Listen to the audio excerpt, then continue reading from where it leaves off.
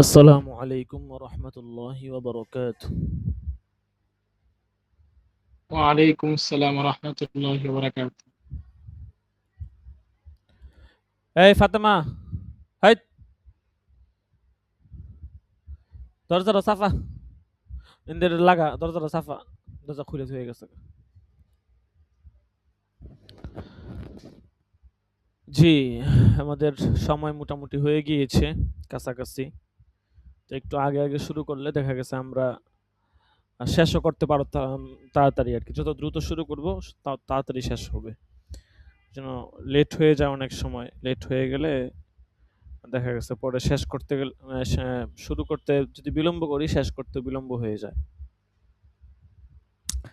তো আজকে আমাদের মূলত বৃহস্পতিবার দিন ২ টা কিতাবের সবক হয়। বিগত বছরগুলোতে আমরা বুধবার দিন ২ টা কিতাবের সপ্তাহের শেষ সবকে আমরা ২ টা কিতাব পড়ি। সুদ ও ইসলামী ব্যাংকিং কি, কেন, কিভাবে?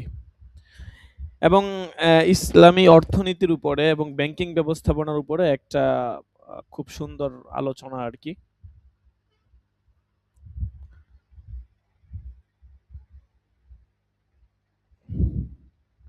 আসেন, আসছেন? হ্যাঁ, হ্যাঁ, আচ্ছা। এই ফাতেমা খুইলে দিস রে। এই ফাতেমা,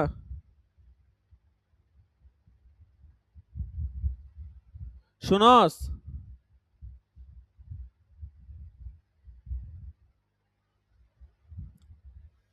আচ্ছা, দেখেন সকলে একটু লাইনে থাকেন। ১ মিনিট একটু অপেক্ষা করুন।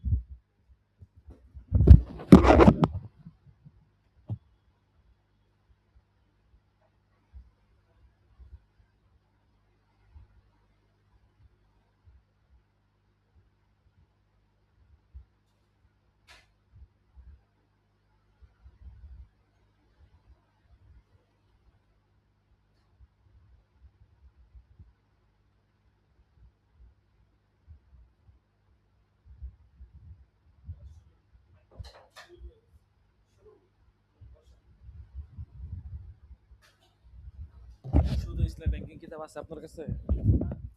কিতাব নাই? আচ্ছা, জয়েন হন ওখান থেকে। জি, তো যেটা বলতেছিলাম, সুদ ও ইসলামী ব্যাংকিং কি ও কেন কিভাবে? তো এই কিতাবটা আপনার এখানে ব্যাংকিং ব্যবস্থাপনার উপরে একটা বিস্তর আলোচনা, প্রায় ৩০০ পৃষ্ঠার মতো আলোচনা। মূলত ইফতা বিভাগে আপনার উর্দু কিতাব পড়ানো হয় ব্যাংকিং ব্যবস্থাপনার উপরে। তকি উসমানী সাহেব হুজুরের একটা কিতাব আছে, ইসলাম ইসলামী তিজারত, আওয়ার জাদিদ মাসাইল, এরকম কিছু আরকি। তো যাই হোক, তো এখন উর্দুটা আমরা কি জন্য পড়ি না? কারণ হচ্ছে যে দেখা গেছে আমাদের মাসালা মাসাইল বুঝা এবং ওগুলা বাস্তব অবস্থার সাথে মিলানো হচ্ছে মূল বিষয়। প্রত্যেকটা ক্লাসের, প্রত্যেকটা জামাতের একটা মাকসাদ থাকে। প্রত্যেকটা সাবজেক্ট কিতাবের একটা মাকসাদ থাকে। তো উর্দুটা পইড়া আপনি উর্দু বুঝবেন নাকি আপনি ব্যাংকিং ব্যবস্থাপনার বিষয় বুঝবেন? এখানে উর্দু পইড়া যোগ্যতা ইস্তেদাদ বিষয় না। আমরা যে তাফসীরের শীট তৈরি করেছি সবগুলো শীট বাংলা। ঠিক আছে? কারণ কারণ এখানে হচ্ছে যে আপনার তাফসীর মাকসাদ, তাফসীর বোঝা উদ্দেশ্য। ঠিক আছে? কারণ তাফসীর বিভাগ তাখাসসুসাতের মধ্যে থেকে আদব বিভাগ ছাড়া কোন বিভাগের মধ্যেই আপনার ওই এবারত হল করা, নাহু সরফ বুঝা এটা উদ্দেশ্য না। শুধু আদব বিভাগের মধ্যে খান ওইটা জামারটাই হচ্ছে ওইটার ওইটাকে কেন্দ্র করে। এছাড়া তাখাসসুসাত এটা ওই ফনের উপরে একটা মাহারত অর্জন করার জন্য তাখাসসুসাত হয়। ঠিক আছে? আর কিতাবি যে ইস্তেদাদ ওইটা কোনো বিষয় না। ঠিক আছে? ওইটাই ইস্তেদাদ, যার দাওরার মধ্যে ইস্তেদাদ হয়ে গেছে কিতাবে ইস্তেদাদ, তার তাখাসসুসাতের কিতাবাদি সে এমনি বুঝতে পারবে। এমন না যে দাওরা পর্যন্ত পইড়া কিছু বুঝে নাই আর ইফতা আসবাব না যায় পরে সব বুঝে ফেলবে। হ্যাঁ, বিষয়টা এরকম না। যাই হোক, তো এইজন্য আমরা এটা বাংলা রেখেছি। ঠিক আছে? যেন আপনারা সহজেই বুঝতে পারেন, সবগুলো বিষয় সঠিকভাবে ধরতে পারেন। আচ্ছা।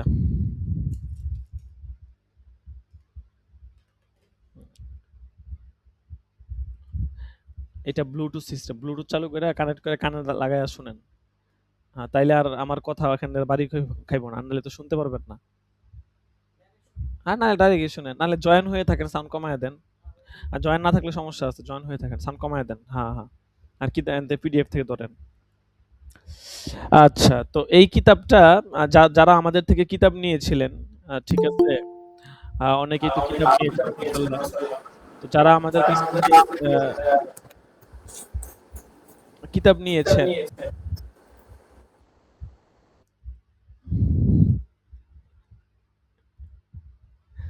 আমি আপনার ভিডিও ঠিক আছে, কি অবস্থা।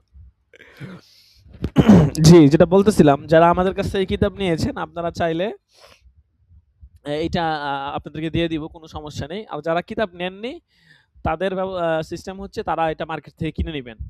আর যদি আমাদের কাছ থেকে নিতে চান, তাহলে প্রতি কিতাব বাবদ ৳১০০ শুভেচ্ছা মূল্য দিতে হবে।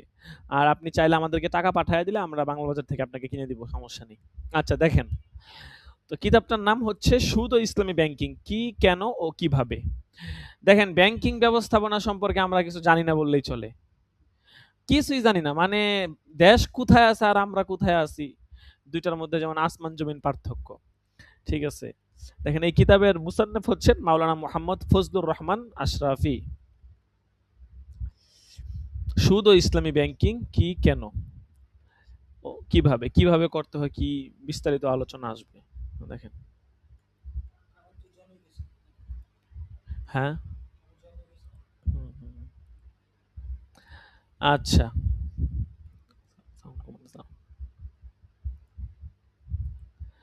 বলেছে আপনি ওখান থেকে সাউন্ড কমায় দেন, একদম সাউন্ড জিরো করে দেন। সাউন্ড বুঝেন না, এই যে একদম জিরো করে, আপনি তো আমার মুখ থেকে শুনতেছেন। ঠিক আছে। দেখ, জি, যেটা বলতেছিলাম, দেখেন, প্রথমেই এখানে আহাল্লাল্লাহুল বাইআ ওয়া হাররামার রিবা, আল্লাহ তাআলা বাইকে হালাল করেছেন, রিবাকে হারাম করেছেন, এটার একটা হাদিস আয়াতের মাধ্যমে কিতাবটা শুরু করলো। তারপরে এখানে কিছু লেখক, বড় বড় ব্যাংকারদের কিছু বাণী, কথাবার্তা, অভিমত, এগুলো দিয়েছে আর কি। ঠিক আছে, বিভিন্ন আলেম ওলামাদের অভিমত আছে। যাই হোক, এগুলো অতটা জরুরি না, লেখকের কিছু কথা দিয়েছে, তবে লেখকের কথাটা পড়া জরুরি, যেহেতু এটা কিতাব সংশ্লিষ্ট বিষয়, মানে লেখকের কথাটা পড়বো আর কি, বাকিগুলা অতটা পড়া জরুরি না। দেখেন, লেখকের কথাটা আমরা পড়ি, যেহেতু এটা একটা জরুরি বিষয়। এটা কিতাব পড়তে হলে লেখক সম্পর্কে জানা চাই, লেখক কি বলতে চাইতেছেন কিতাবের মধ্যে, এটা আমাদের আগে জানাটা জরুরি। দেখেন, লেখকের কথা, নাহমাদুহু ওয়া নুসাল্লি আলা রাসূলিহিল কারীম, বিসমিল্লাহির রহমানির রহিম।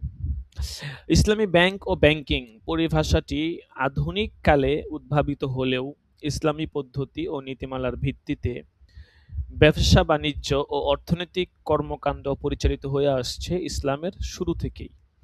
আল্লাহর রাসূল সাল্লাল্লাহু আলাইহি ওয়াসাল্লাম বাইতুল মাল প্রতিষ্ঠা করে ইসলামী রাষ্ট্রের অর্থনৈতিক সকল কর্মকাণ্ড পরিচালনা করেছিলেন। পরবর্তীতে খুলাফায়ে রাশিদিনও বাইতুল মালকে বহাল রেখে এর মাধ্যমে রাষ্ট্রের অর্থনৈতিক কর্মকাণ্ড পরিচালনা করতেন।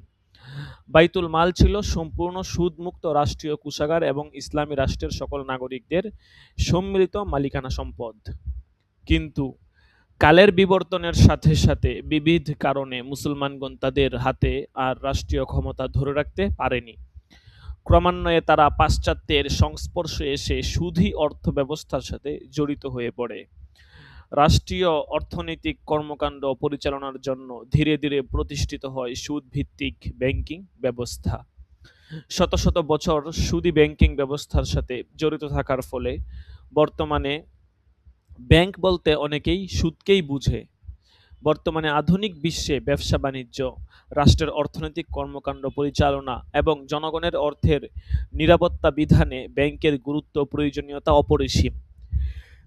কিন্তু ব্যাংকিং ব্যবস্থা জনগণের জন্য প্রকৃত উপকারী ও কল্যাণমুখী তখনই হবে যখন ব্যাংক থেকে সুদ প্রথাটি রহিত হবে। তাই দেশ বিদেশের শত শত ইসলামী চিন্তাবিদ, পণ্ডিত, গবেষক, আইনবিদ ও ব্যাংকারদের অক্লান্ত পরিশ্রম ও ত্যাগের বিনিময়ে বিংশ শতাব্দীর মাঝামাঝি থেকে বিশ্বে প্রতিষ্ঠিত হতে থাকে সুদবিহীন ইসলামী ব্যাংকিং ব্যবস্থা। ইসলামী ব্যাংক ও ব্যাংকিং পরিভাষাটি এখন আর তেমন নতুন নয়, কারণ বিশ্বে ইসলামী ব্যাংকের বয়স ইতিমধ্যে প্রায় 3 যুগের অধিক কাল পার হয়েছে। বাংলাদেশেও এর বয়স অতিক্রান্ত হয়েছে প্রায় ১ যুগ। তখন অনুযায়ী যখন কিতাব লেখছেন, এখন তো আরো অনেক সময় চলে গেছে। ইতিমধ্যে বিশ্বে ২ শতাধিক সুদমুক্ত ইসলামী ব্যাংক প্রতিষ্ঠা লাভ করেছে। বাংলাদেশে ৫টি ইসলামী ব্যাংকের রয়েছে প্রায় ২ শতাধিক শাখা। এদেশে ইসলামী ব্যাংকসমূহের কার্যক্রম শত শত প্রতিকূল অবস্থার মধ্যেও আল্লাহ পাকের অশেষ মেহেরবানিতে দ্রুত গতিতে এবং সফলতার সাথে এগিয়ে চলেছে। ক্রমান্বয়ে নতুন নতুন ইসলামী ব্যাংক প্রতিষ্ঠিত হতে যাচ্ছে।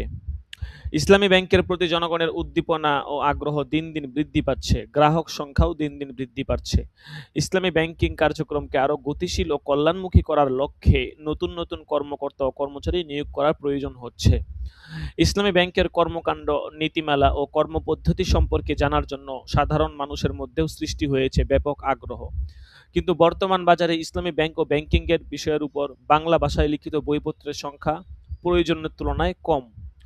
অপরদিকে আমাদের দেশের স্কুল, কলেজ ও ইউনিভার্সিটিগুলোতে শিক্ষা ব্যবস্থায় ইসলামী অর্থনীতি ও ব্যাংকিং বিষয়টি অনুপস্থিত থাকার কারণে যারা শিক্ষা জীবন শেষে কিংবা সুদী প্রতিষ্ঠান থেকে এসে ইসলামী ব্যাংকে চাকরিতে যোগদান করেন, প্রথম অবস্থায় তাদের অনেকেরই ইসলামী ব্যাংকের নীতিমালা ও কর্মপদ্ধতি জানা না থাকার কারণে ইসলামী ব্যাংক ও সুদী ব্যাংকের মধ্যে সহজে কোনো পার্থক্য নির্ণয় করতে পারেন না। মানে তারা ভাবেন যে ইসলামী ব্যাংক আর সুদী ব্যাংক হচ্ছে একই। তো বাস্তবিকভাবে ইসলামী ব্যাংক আছে কি নাকি নাই এটা পরে মাসআলা, কিন্তু ইসলামী ব্যাংক, সুদী ব্যাংক দুই হিসাব, দুইটা সম্পূর্ণ ব্যবস্থাপনা আলাদা।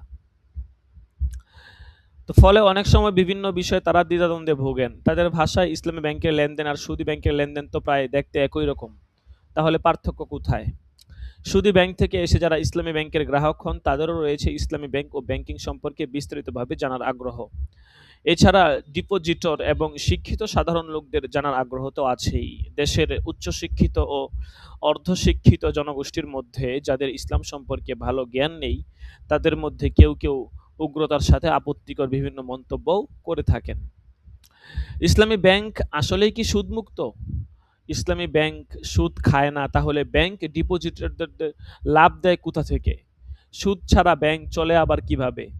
সুদ না খেলে ব্যাংক ঋণ দেয় কিভাবে? সুদী ব্যাংক আর ইসলামী ব্যাংকের লেনদেন তো একই রকম দেখি, তাহলে পার্থক্য কোথায়? আসলে আপনারা ডাইরেক্ট সুদ খান না, একটু ঘুরিয়ে খান। তো এসব প্রশ্ন আমার কয়েকজন বন্ধু বান্ধব সহ আমাকে অনেকেই করে থাকেন। এটা মুসান্নেফ বলতেছেন যে আমি যেহেতু ইসলামী ব্যাংকের সাথে জড়িত, তো আমাকে প্রায়ই এরকম কথাবার্তা হচ্ছে যে বলে থাকেন।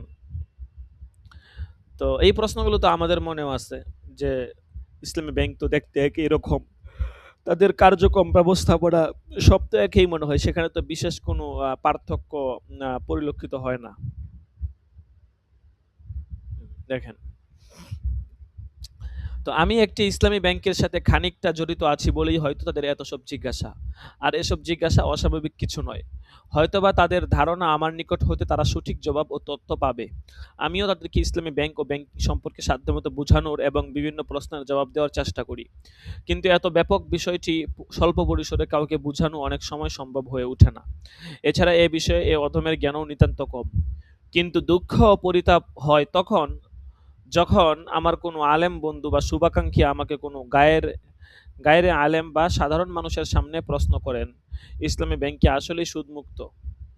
আফসোস হয় আমার ওইসব প্রিয় আলেম বন্ধুগণ দিনভর দিনই খেদমতে এত বেশি ব্যস্ত থাকেন যে ইসলামী অর্থনীতি, ইসলামী ব্যাংকিং এবং ব্যবসা বাণিজ্যের ইসলামী পদ্ধতিগুলো সম্পর্কে সমভাবে চিন্তা ও গবেষণা করার হয়তো সুযোগ পাচ্ছেন না। পরিতাপ হয় এই কারণে যে বিজ্ঞ আলেম বন্ধুগণ একটু চিন্তা করলেন না যে তাদের এই একটি উক্তির কারণে সাধারণ মানুষ কত বিভ্রান্তি ও বিব্রতকর অবস্থায় পড়তে পারে, এবং এই বাক্যটি ইসলামের জন্য, একটি প্রতিষ্ঠানের জন্য এবং রাষ্ট্রের জন্য কতটা মারাত্মক ক্ষতি বয়ে আনতে পারে।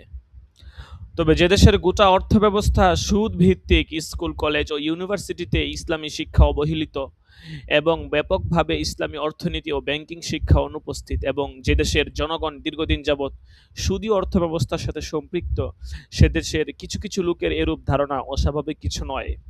এমত অবস্থায় সুদ ও ইসলামী ব্যাংকিং বিষয়ের উপর কিছু লেখার জন্য হাতে কলম নেই ও প্রচেষ্টা চালাই সুদ ও ইসলামী ব্যাংকিং বইটি সেই প্রচেষ্টারই বহিঃপ্রকাশ। তাহলে এই বইটা কেন উনি লিখতে চেয়েছেন বা লিখেছেন সেটার কারণটা উনি বললেন। যে অনেকেই মনে করে ইসলামী ব্যাংক, সুদী ব্যাংক একই জিনিস। দুইটার মধ্যে কোনো পার্থক্য নাই। তো তাদের সেই ধারণাগুলোকে রদ করার জন্য, দূর করার জন্য তিনি সবিস্তারে একটা কিতাব লিখেছেন। অনেক সময় দেখা গেছে আপনি কয়জনকে উত্তর দিবেন? একটা বিষয়ে সমস্যা হইতেছে। আপনি তাকে বলবেন যে, "ভাই ঠিক আছে ভাই, এটা এই বিষয়ে।" "ও আচ্ছা ভাই, বুঝছি, বুঝছি।" ঠিক আছে? আপনি একজনে বুঝাইলেন, আরো ১০ জন আইলো। কয়জনকে আপনি মুখ দিয়ে বুঝায় আপনার মুখ ব্যথা হয়ে যাবে বলতে, বলতে। এইজন্য কিন্তু লিখিতভাবে থাকলে তখন বিষয়টা সহজ। এইজন্য মুসান্নেফ লিখিতভাবে বলার চেষ্টা করতেছেন।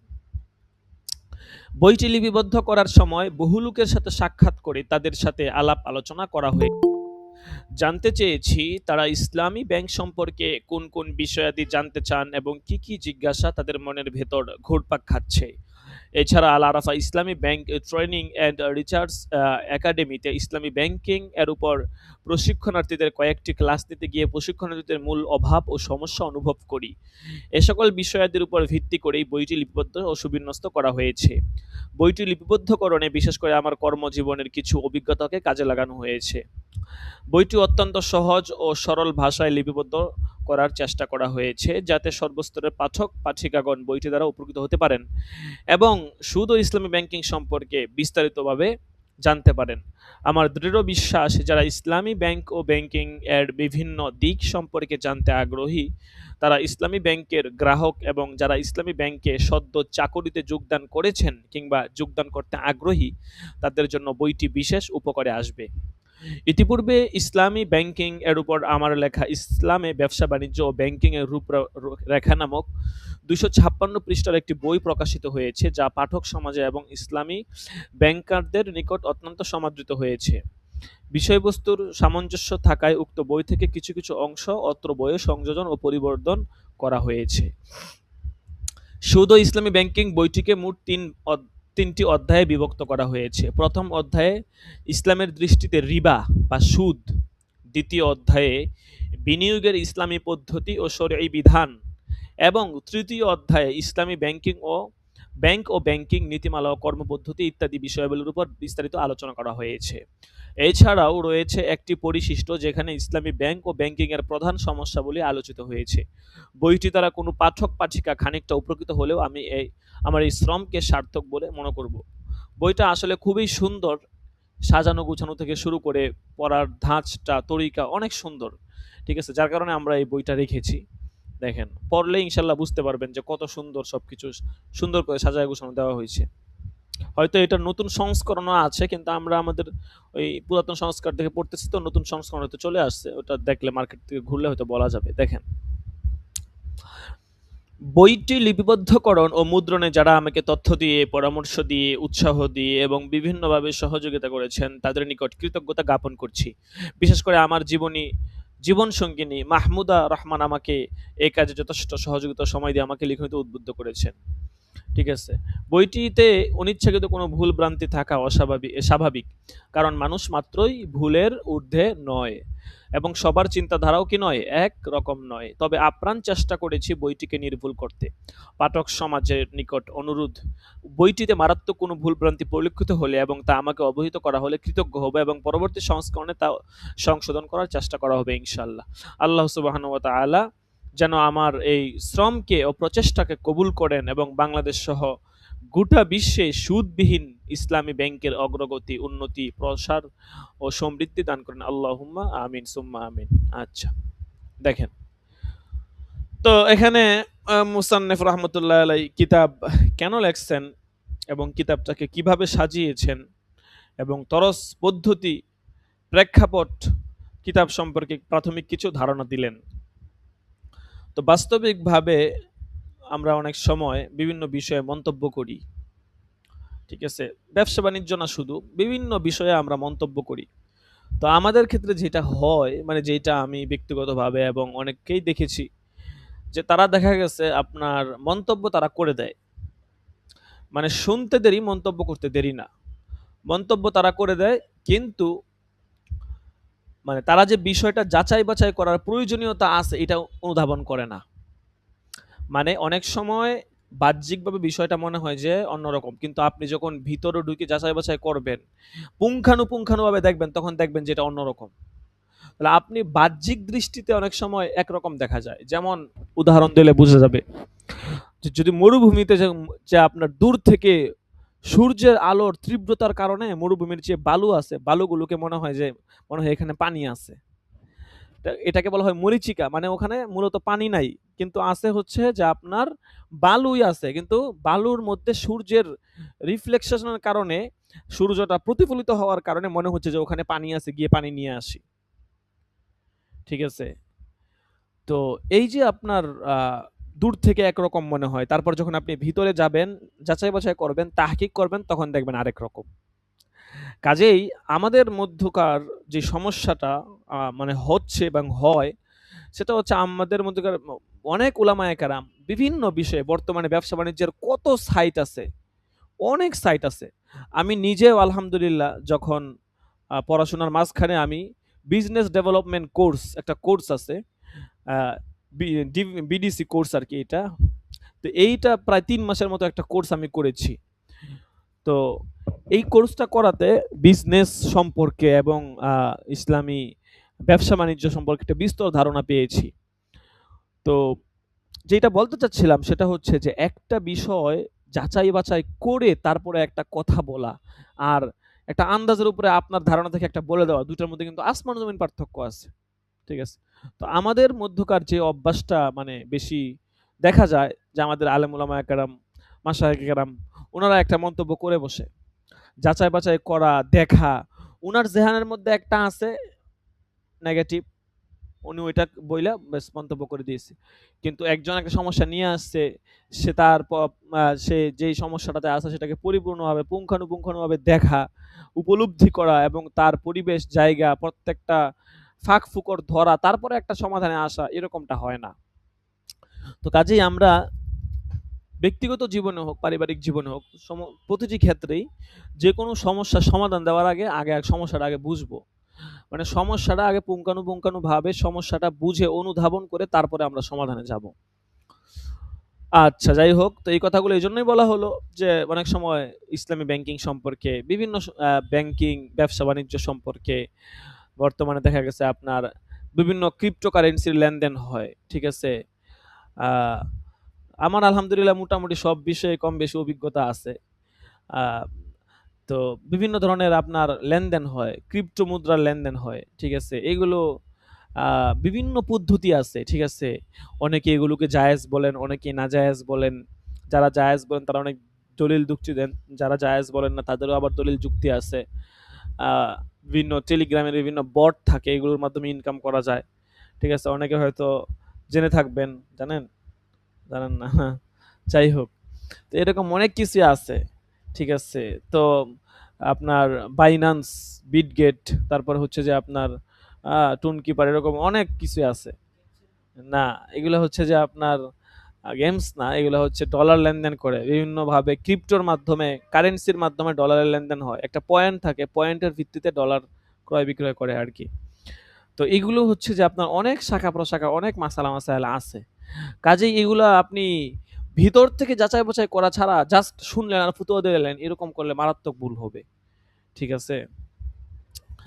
যাই হোক, দেখেন, আ তো এইজন্য আমরা প্রত্যেকটা বিষয় খুব যথেষ্ট পরিমাণে যাচাই-বাছাই করব। তারপরে ইনশাআল্লাহ আমরা ফতুয়া দিব বা সমাধানে আসব। তো আজকে মোটামুটি কিতাব সম্পর্কে প্রাথমিক কিছুটা ধারণা পেয়ে গেলাম। এখন আমরা অল্প একটু পড়ব, যেহেতু আজকে ১ম দিন, অত বেশি পড়ব না। আ রিবা সম্পর্কে, রিবা কাকে বলে, রিবার একটা পরিচিতি পড়ব। ২-৪ পৃষ্ঠা পড়ব, এরপরে ফতোয়া উসমানী থেকে পড়ব ইনশাআল্লাহ। জি, দেখেন। প্রথম অধ্যায়, ইসলামের দৃষ্টিতে রিবা বা সুদ। রিবা, সুদের আয়াতসমূহের তালিকা। দেখেন, রিবা এটা হচ্ছে আরবি শব্দ। উর্দু ও ফার্সিতে বলা হয় সুদ। সুদ বলা হয়, বাংলাতে সুদ বলা হয়। সুদুন উর্দু শব্দ, ফার্সি শব্দ। আর বাংলায় বলা হয় কুসিদ। মানে মূলত বাংলার প্রকৃত সুদ বলতে বোঝায় কুসিদকে। কুসিদ মানে হচ্ছে সুদ। কুসিদ, কুসিদ। কিন্তু সুদ তো বাংলা শব্দ না। সুদ কিনা বাংলা শব্দ না, সুদ তো হইতেছে আপনার শব্দ, ফার্সি শব্দ। হ্যাঁ, সুদ হইতেছে উর্দু অথবা ফার্সি শব্দ। সুদ তো বাংলা শব্দ না, বাংলা শব্দ হচ্ছে কুসিদ।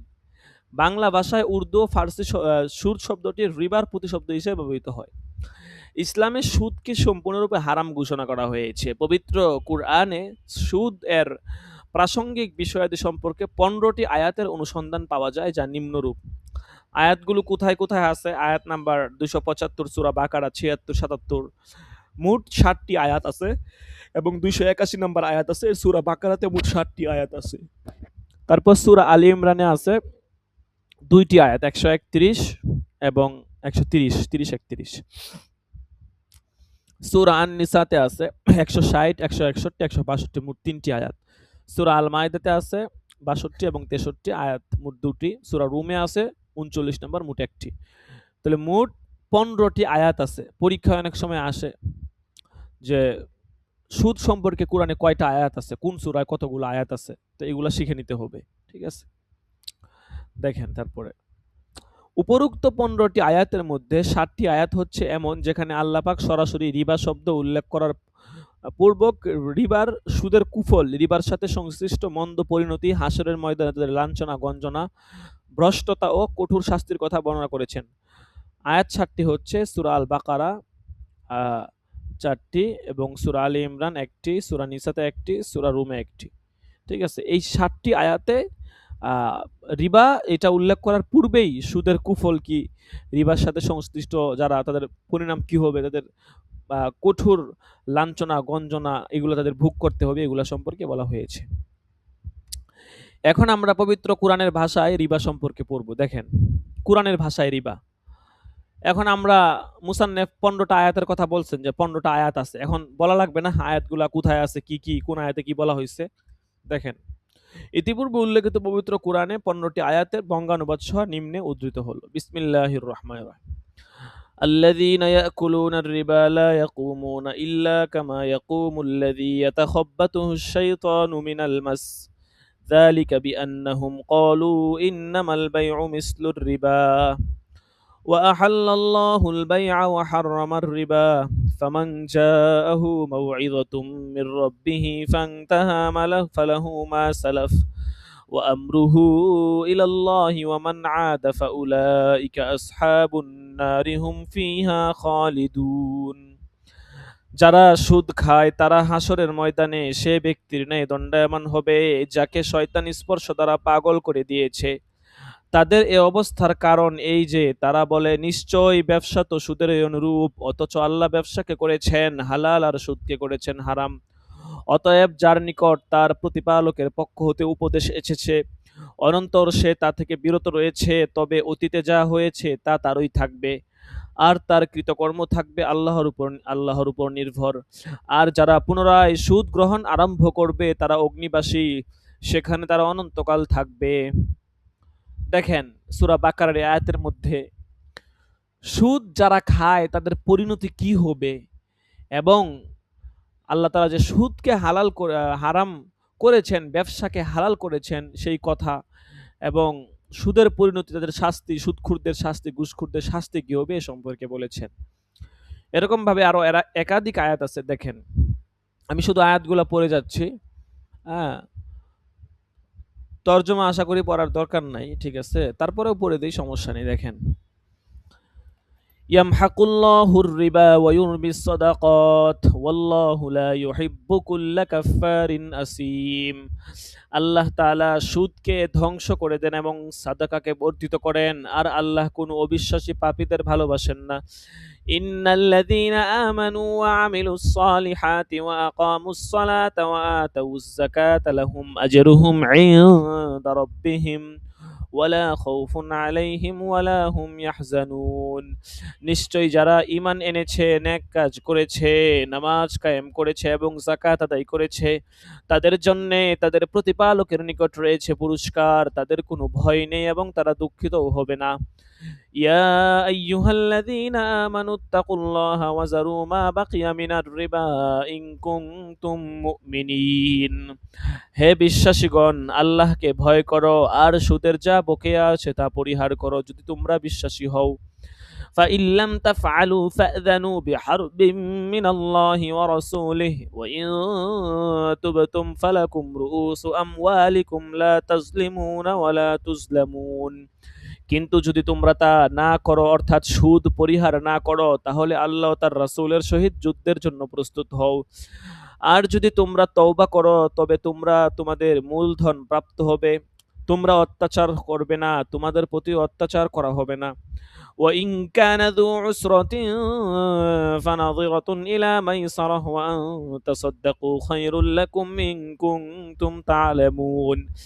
আর যদি খাতক অর্থাৎ ঋণ গ্রহীতা অভাবগ্রস্ত হয় তবে তাকে সচ্ছলতা আসা পর্যন্ত অবকাশ দেওয়ার হুকুম রয়েছে। আর মাফ করে দেওয়া তোমাদের জন্য আরো উত্তম যদি তোমরা তা উপলব্ধি করো। واتقوا يوما ترجعون فيه إلى الله ثم توفى كل نفس ما كسبت وهم لا يظلمون। সেই দিনকে ভয় করো যেদিন আল্লাহ তোমরা আল্লাহর নিকট প্রত্যাবর্তিত হবে, অতঃপর প্রত্যেকেই স্বীয় কৃতকর্মের ফল পুরোপুরিভাবে ভোগ করবে এবং তাদের প্রতি কোনো অবিচার করা হবে না। যারা সুদ খাবে, সুদ দিবে তারা যেন সেই দিনকে ভয় করে। ঠিক আছে? অনেক সময় ইচ্ছায় অনিচ্ছায় সুদের লেনদেন হয়ে যায়। তো জোরপূর্বক যদি হয়ে যায় তখন আল্লাহর কাছে তওবা করা, ভবিষ্যতে যেন না হয় সেটার জন্য ফিকির করা। يا أيها الذين آمنوا لا تأكلوا الربا أضعافا مضاعفة واتقوا الله لعلكم تفلحون। হে বিশ্বাসীগণ, তোমরা চক্রবৃদ্ধি হারে সুদ ভক্ষণ করো না, আল্লাহকে ভয় করো যেন তোমরা সুফল হও। চক্রবৃদ্ধি হারে সুদ ভক্ষণ করা মানে কি, এটার ব্যাখ্যা কিতাবে আসবে।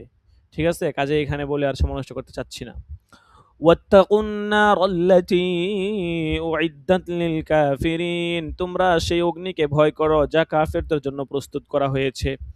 ফাবিযুলমিম মিনাল্লাযীনা হাদু হাররামনা আলাইহিম তাইয়্যিবাতিন উহিল্লাত লাহুম ওয়া বিসাদ্দিহিম আন সাবিলিল্লাহি কাসীরা। ইহুদিদের সীমালঙ্ঘনের কারণে আমি তাদের জন্য বহু পবিত্র বস্তু হারাম করে দিয়েছি যা তাদের জন্য হালাল ছিল, আর তারা বহু লোককে আল্লাহর পথে বাধা দিত।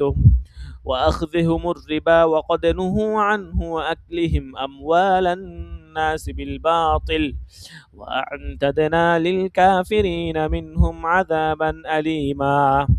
তারা অর্থাৎ বনি ইসরাইলরা নিষিদ্ধ হওয়া সত্ত্বেও সুদ গ্রহণ করত এবং অন্যায়ভাবে মানুষের সম্পদ গ্রাস করত। আর আমি তাদের মধ্যে অবিশ্বাসীদের জন্য যন্ত্রণাদায়ক শাস্তি প্রস্তুত করে রেখেছি। لكن الراسخون في العلم منهم والمؤمنون يؤمنون بما أنزل إليك وما أنزل من قبلك والمقيمين الصلاة والمؤتون الزكاة والمؤمنون بالله واليوم الآخر أولئك سنؤتيهم أجرا عظيما। কিন্তু তাদের মধ্যে যারা জ্ঞানে সুগভীর ও তারা মুমিনগণ, তোমরা তোমাদের প্রতি যা অবতীর্ণ করা হয়েছে এবং তোমরা পূর্বে যা অবতীর্ণ করা হয়েছে তো ঈমান আনে। আর যারা সালাত কায়েম করে যাকাত দেয় এবং আল্লাহ ও পরকালে ঈমান রাখে আমি তাদেরকে মহা পুরস্কার দিব। وترى كثيرا منهم يسارعون في الإثم والعدوان وأكلهم السحت لبئس ما كانوا يعلمون। তাদের অনেককেই তুমি দেখবে পাপে সীমালঙ্ঘনে অবৈধ অর্থাৎ সুদ ভক্ষণে তৎপর, তারা যা করে নিশ্চয়ই তা নিকৃষ্ট। লাউলা ইয়ানহাহুমুর রাব্বানিয়ুনা ওয়াল আহবারু আন কাওলিহিমুল ইসমা ওয়া আকলিহুমুস সুহতা লাবিসা মা কানু ইয়াসনাউন। রাব্বানিগণ ও যাজকগণ কেন তাদেরকে পাপ কথা বলতে অবৈধ বক্ষণে নিষেধ করে না, তারা যা করে নিশ্চয় তা নিকৃষ্ট। وما آتيتم من ربا ليربو في أموال الناس فلا يربو عند الله وما آتيتم من زكاة تريدون وجه الله فأولئك هم المضعفون। মানুষের সম্পদে বৃদ্ধি পাবে বলে তোমরা যে রিবা অর্থাৎ সুদ দিয়ে থাকো, আল্লাহর দৃষ্টিতে তার ধনসম্পদ বৃদ্ধি করে না। কিন্তু তোমরা আল্লাহর সন্তুষ্টি কামনা করে যে যাকাত প্রদান করে থাকো, এরূপ লোকেরাই আল্লাহর সমীপে প্রদত্ত মালে বৃদ্ধি পায়। আচ্ছা, তো দেখেন এখানে 15টা আয়াত এবং কোরআনের বিভিন্ন জায়গাতে যে সুদের কথা বলা হল, বিভিন্ন সূরার কথা বলা হয়েছে। ১৫টা আয়াত প্রথমে মুজমালান বলা হয়েছে, এরপরে মুফাসসালান বিস্তারিত বলা হয়েছে। আচ্ছা, তো সুদ ও ইসলামী ব্যাংকিং কিতাব আজকে এ পর্যন্তই থাকবে। আমরা আজকে ফতোয়া উসমানী পড়ব। ঠিক আছে? ফতোয়া উসমানী আ যেহেতু আমাদের লম্বা টাইম নিয়ে পড়তে হবে, মোটামুটি হচ্ছে যে আপনার ০.৫ ঘন্টা, পৌনে ১ ঘন্টা। যেহেতু আমরা ৪ খণ্ড শেষ করব। ১ম সেমিস্টার এবং হচ্ছে ১ম সেমিস্টারের পূর্বে আমরা ২ খণ্ড শেষ করে ফেলার চেষ্টা করব আরকি। ঠিক আছে? আর ২য় সেমিস্টারে ১ খণ্ড আর বার্ষিক সেমিস্টারে ১ খণ্ড। ঠিক আছে? বাকি ১ম পরীক্ষার পূর্বে আমরা ২ খণ্ড শেষ করে ফেলব। এইজন্য প্রতিদিন মিনিমাম ৫০ পৃষ্ঠা পড়া লাগবে। প্রতিদিন ৫০ পৃষ্ঠা। এখন একজনের পক্ষে ৫০ পৃষ্ঠা পড়াটা হয়তো অনেক সময় কষ্টকর হয়ে যাবে। কাজেই আমি চাচ্ছি ২ জন করে পড়বেন। ঠিক আছে? আর পড়ার কিছু নিয়ম আছে, নিয়মগুলোও বলে দিব। ঠিক আছে? তো আজকে আ আ আমাদের যেই সর্বপ্রথম দাখিলা নাম্বার উপরের দিক থেকে যারা আছে তারা আজকে পড়বে আরকি। আমি একটু হাজিরা খাতা দেখে বলতেছি।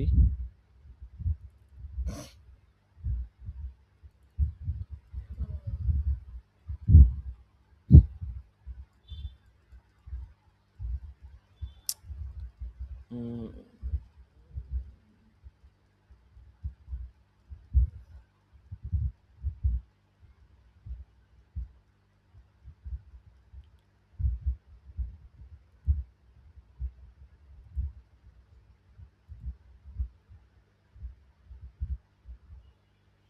জি, দেখেন এখানে আ হচ্ছে যে সাবেত আহমদ ৩ নাম্বার দাখিলা, মুরসালিন তরিকুল ইসলাম মনে হয় সম্ভবত নেই। তো উনি আজকে পড়বে। এরপরে হচ্ছে মুশফিকুর রহমান, আব্দুল আজিজ ওয়াইস কুরুনি এরা আছে কিনা জানি না। তো মুশফিকুর রহমান সম্ভবত আছে। ঠিক আছে? তো আজকে আপনারা ২ জন পড়ার চেষ্টা করবেন। মুশফিকুর রহমান আপনি নক দিয়ে আমার কাছ থেকে কিতাব নিয়ে নিবেন। ঠিক আছে? আর একজনের পক্ষে পড়া হয়তো কষ্টকর হয়ে যাবে। কাজেই ২ জন করে পড়লে সহজ হবে। ইনশাআল্লাহ এইটা আমরা হাদিসের ভাষায় রিবা বা সুদ এখান থেকে আমরা আগামী সবকে পড়ব। তো এইটা আমি এখানে আপনাদেরকে গ্রুপে দিয়ে দিলাম। ঠিক আছে? অনেক সময় মনে থাকে না। এজন্য আমরা গ্রুপে দিয়ে দেই যে কোন পর্যন্ত সবক হয়েছিল।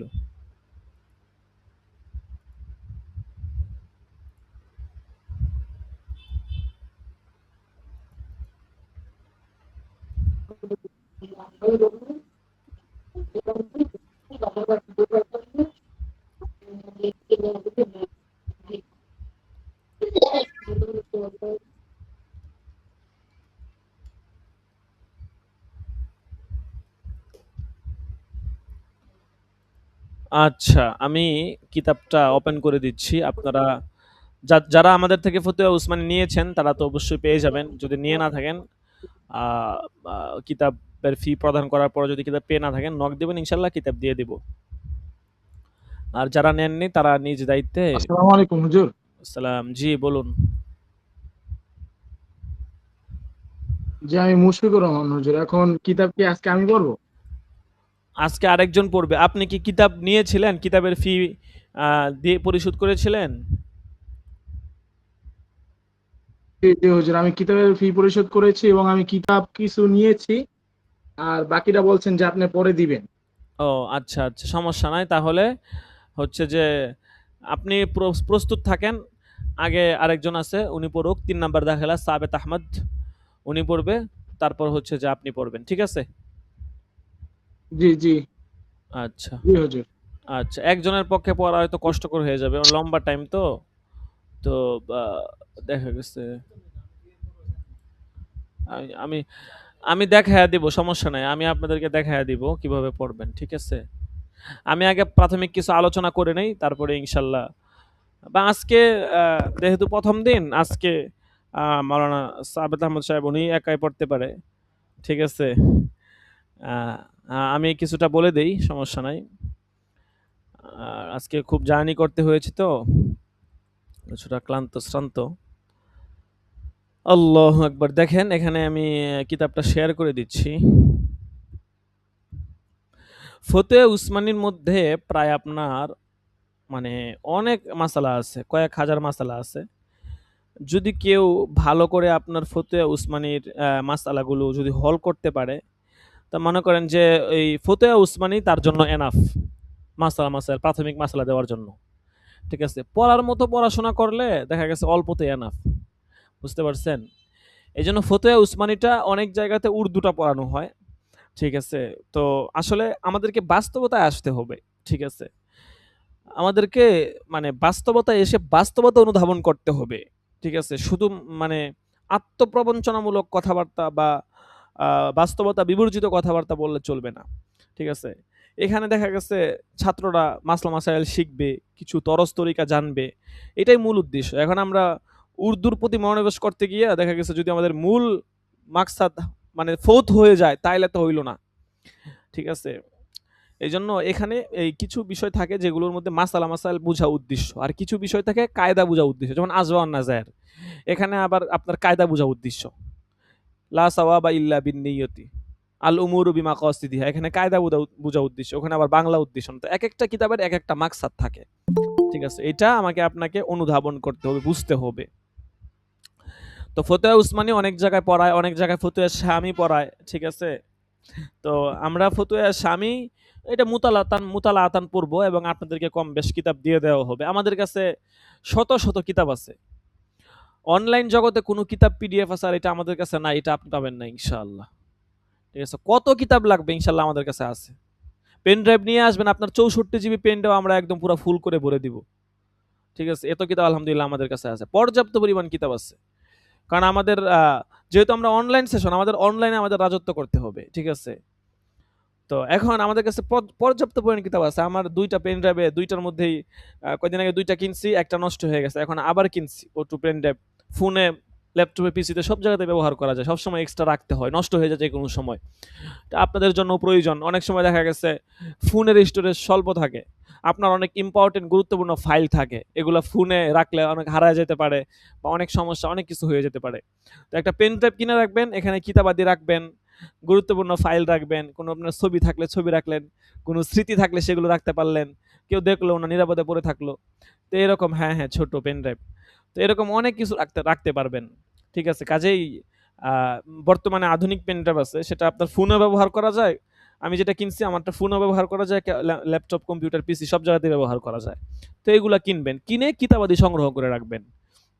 আর হচ্ছে যে আপনার দেখা গেছে একটা এলএমের লাইনের সাথে লেগে থাকলে ভালো আরকি। ব্যবসা-বাণিজ্য তো অবশ্যই দরকার। কিন্তু ২ টার সামঞ্জস্য বিধান যেন হয়। শুধু এক সাইড হয়ে গেলে সমস্যা। শুধু বর্তমান পরিস্থিতিতে শুধু এ দরজ তাদরিস নিয়ে পড়ে থাকলেও সমস্যা, শুধু ব্যবসা-বাণিজ্য নিয়ে পড়ে থাকলেও ২ টা সমন্বয়ে চেষ্টা করবেন। আপনি হিম্মত করেন, আল্লাহ আপনাকে ব্যবস্থা করে দিবে। ঠিক আছে? দারুল উলুম দেওবন্দের একটু খোঁজ নিয়ে দেখেন, যত বড়, বড় শিক্ষকরা আছে, যত বড়, বড় মুদাররিস, মুহাদ্দিসরা আছে, উনার প্রত্যেকেরই কোনো না কোনো আপনার বাহিরে আছে। একটা সোর্স আছে ইনকামের। ঠিক আছে? আপনার ইনকাম যদি মজবুত থাকে আপনি হক কথা বলতে পারবেন। ঠিক আছে? আপনার ইনকাম যদি শূন্য থাকে যে আপনার একটা চাকরি গেলেগা আপনার ৳২ টাকার ভাত আসবে না। তাইলে তো আপনি আমার মুখ দিয়া কখনো হক কথা বের হবে না। স্বাভাবিক। হক কথা আসবে কিভাবে? এখন এই হক কথাটা বের হওয়ার জন্যই উচিত হচ্ছে পড়াশোনার পাশাপাশি, খেদমতের পাশাপাশি, দরজ তাদরিসের পাশাপাশি আরেকটা কিছু করা। হোক সেটা হোক ছোট। মানে আপনি ছোট থেকে বড় করলেন আস্তে, আস্তে। কিন্তু করা চাই। কাজেই যারা নতুন খেদমতে জয়েন হচ্ছেন বা আগ থেকেই করতেছেন, তাদের প্রতি আমাদের পক্ষ থেকে পরামর্শ থাকবে যে অবশ্যই পড়াশোনার পাশাপাশি, খেদমতের পাশাপাশি একটা ছোটখাটো ব্যবসা-বাণিজ্য যেটা আপনার ভালো লাগে লেগে থাকেন এবং শ্রম দিবেন যেটা আপনার ভালো লাগে। ঠিক আছে? শুধুমাত্র দরজ তাদরিস নিয়ে পড়বেন এবং মাসে ১০-১২ হাজার টাকা বেতন দিবে, এটার উপর ইক্তেফা করবেন। এইটা যেন না হয়। ঠিক আছে? এটা আপনাকে বেশি দূর আগাইতে দিবে না। আপনি এমন রাস্তা আমরা গ্রহণ করব যেই রাস্তা বরকতের রাস্তা। ঠিক আছে? এভাবে করলে ইনশাআল্লাহ ফায়দা হবে। আমরা সমাজে হক কথা বলতে পারবো। নয়তো হক কথা আমাদের মুখ দিয়ে বের হবে না। ঠিক আছে? কারণ আপনি আজকে দেখেন দুনিয়াতে টাকার গরম আছে। আপনি যেখানেই যাবেন টাকা হইলে সব রাস্তা খোলা। ঠিক আছে? আপনি টাকা দিবেন সব ওপেন আপনার জন্য কোনো সমস্যা নাই। পুরা রাস্তা আপনার জন্য খোলা আছে। টাকা নাই আপনার কোনো বেল নাই। ঠিক আছে? মূর্খ যে দুনিয়াতে মূর্খ মানুষ যে কিছু জানে না, সে যদি মনে করেন যে টাকা কামাই করে, সে মানুষের আইডল হয়ে যায়, সে আমার আপনার আইডল হয়ে যায়, অথচ সে মূর্খ, নিজের নামটা সাইন সাইন করতে পারে না, তার শিক্ষা দীক্ষা বলতে কিছু নাই, কিন্তু টাকা আছে, সে আপনার আইডল। তাকে দিয়ে মানুষ বলবে যে এই দেখো, এই দেখো, আকিস কোম্পানির মালিক এইটা করছে, তুমি কি করছো? ঠিক আছে, অথচ সে নিজের নামটা পর্যন্ত সাইন করতে পারে না, কিন্তু সে আপনার আমার আইডল হয়ে যায়। কেন? টাকা আছে।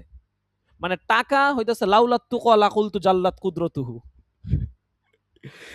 যদি আল্লাহর ভয় না থাকতো লাকুলতু জাল্লাত কুদরতুহু, কি আর আল্লাহ টাল্লাহ, টাকার কুদরতেই বড় কুদরত, নাউজুবিল্লাহ মিন যালিক।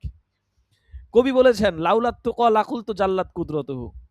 এখন এই টাকা হচ্ছে এমন বিষয়, money is the second Lord, বলে না? টাকা হচ্ছে দ্বিতীয় প্রভু। কেন বলে? আল্লাহ মাফ করুক, মানুষ বলে, কারণ টাকা মানুষকে সত্য কথা বলতে সাহস যোগায়। টাকা হচ্ছে যে আপনাকে সাপোর্ট দিবে।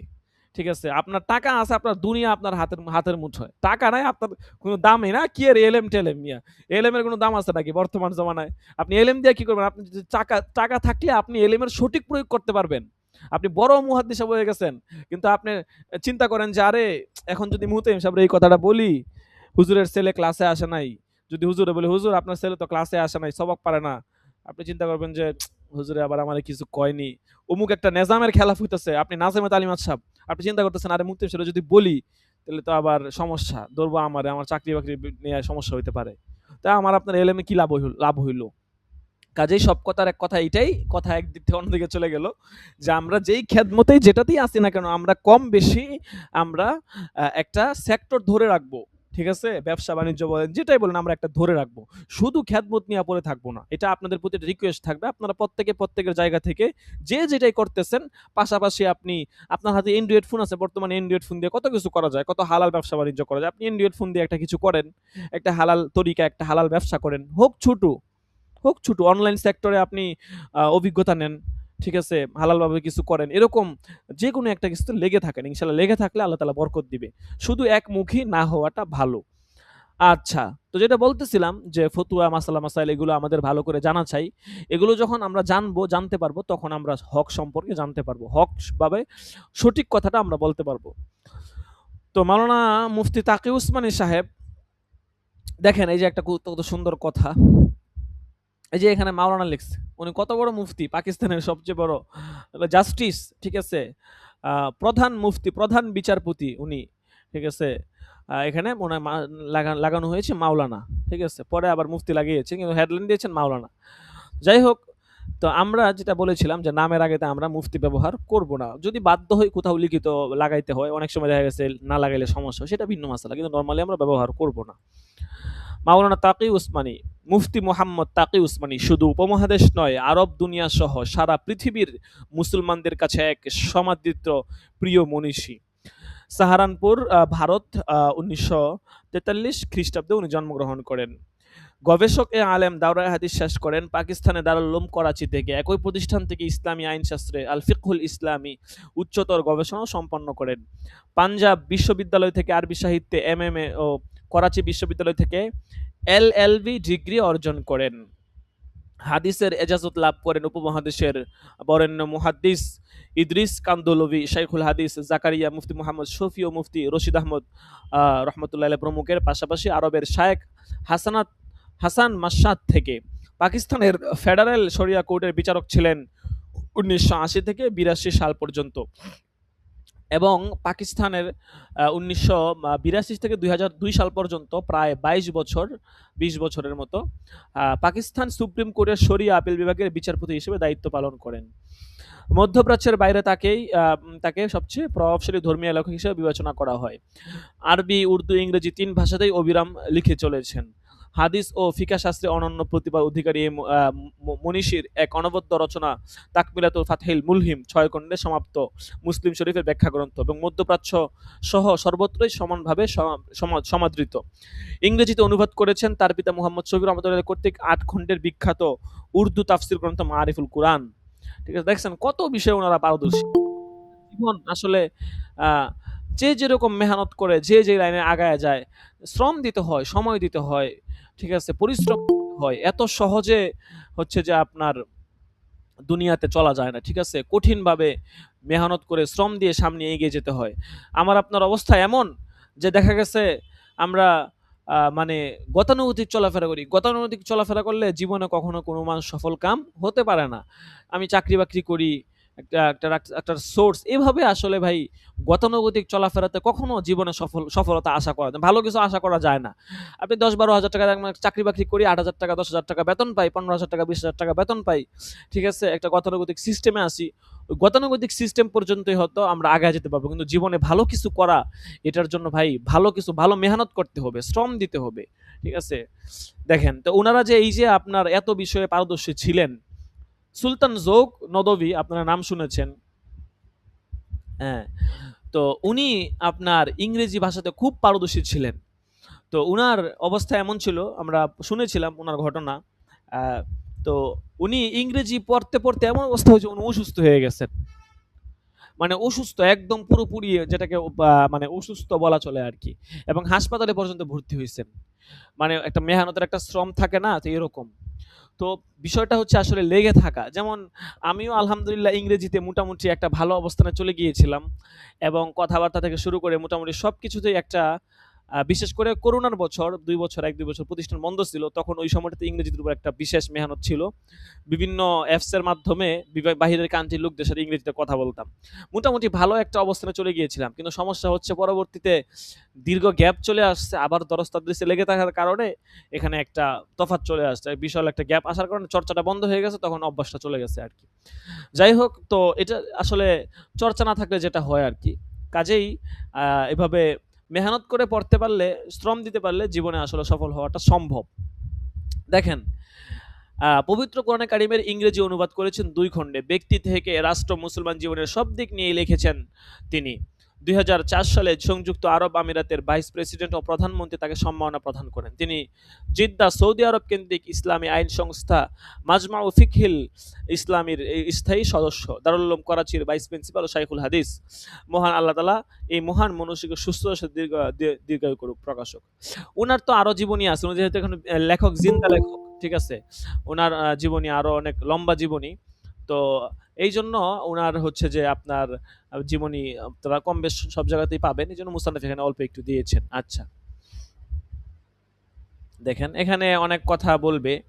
আ প্রথমত এখানে আপনার উম উনি যে আসলে এই কিতাবটা কিভাবে লেখছেন, আ মানে এইটা সম্পর্কে উনি একটা কিছু কথা বলবে আরকি। মানে আ বা কিতাবের যে তরস পদ্ধতি, এটা পড়াটা একটু জরুরি। কাজেই আমরা একটু সময় নেওয়া হইলে ওইটা পড়ব। কারণ যেহেতু মুসান্নেফ তার কিতাব লেখছেন, উনি কিভাবে লেখছেন, কোন আন্দাজে লেখছেন, এটা যদি আমরা না জানি তাহলে দেখা গেছে আপনার এটা আমাদের জন্য কঠিন হয়ে যাবে আরকি। ঠিক আছে? কারণ কিতাবটা হচ্ছে যে উনি বিভিন্ন মাসালা মাসায়েল ফতুয়া উনার কাছে আসতো। ঠিক আছে? তো এই মাসালা মাসায়েল ফতুয়া এগুলার উনি আপনার আ সংকলন করেছিলেন। তারপরে ধীরে ধীরে সবগুলো উনি একসাথে এরকম ফতুয়া উসমানী আকারে নাম দিয়েছেন। ঠিক আছে? তো আমরা সূচিপত্রে যাই, গিয়ে দেখি। আচ্ছা, সূচিপত্রের ঈমান আকায়াত থেকে শুরু হয়েছে। তবে সূচিপত্রের আগেই মুসান্নেফের কথা এখানে বলা হয়েছে দেখেন।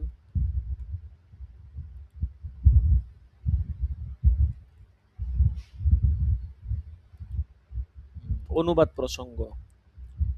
এর এর আগে আছে আপনার দারুল উলুম করাচ্ছি, জুবায়ের হক নামাজ।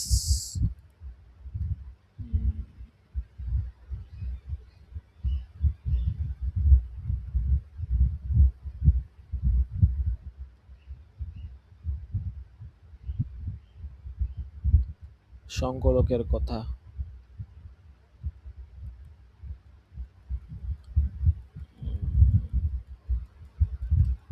দেখেন উনার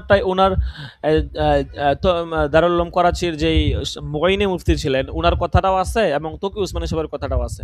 তো আমরা শুধু তকি উসমানী সাহেব হুজুরের কথাটাই পড়ব। ঠিক আছে? দেখেন।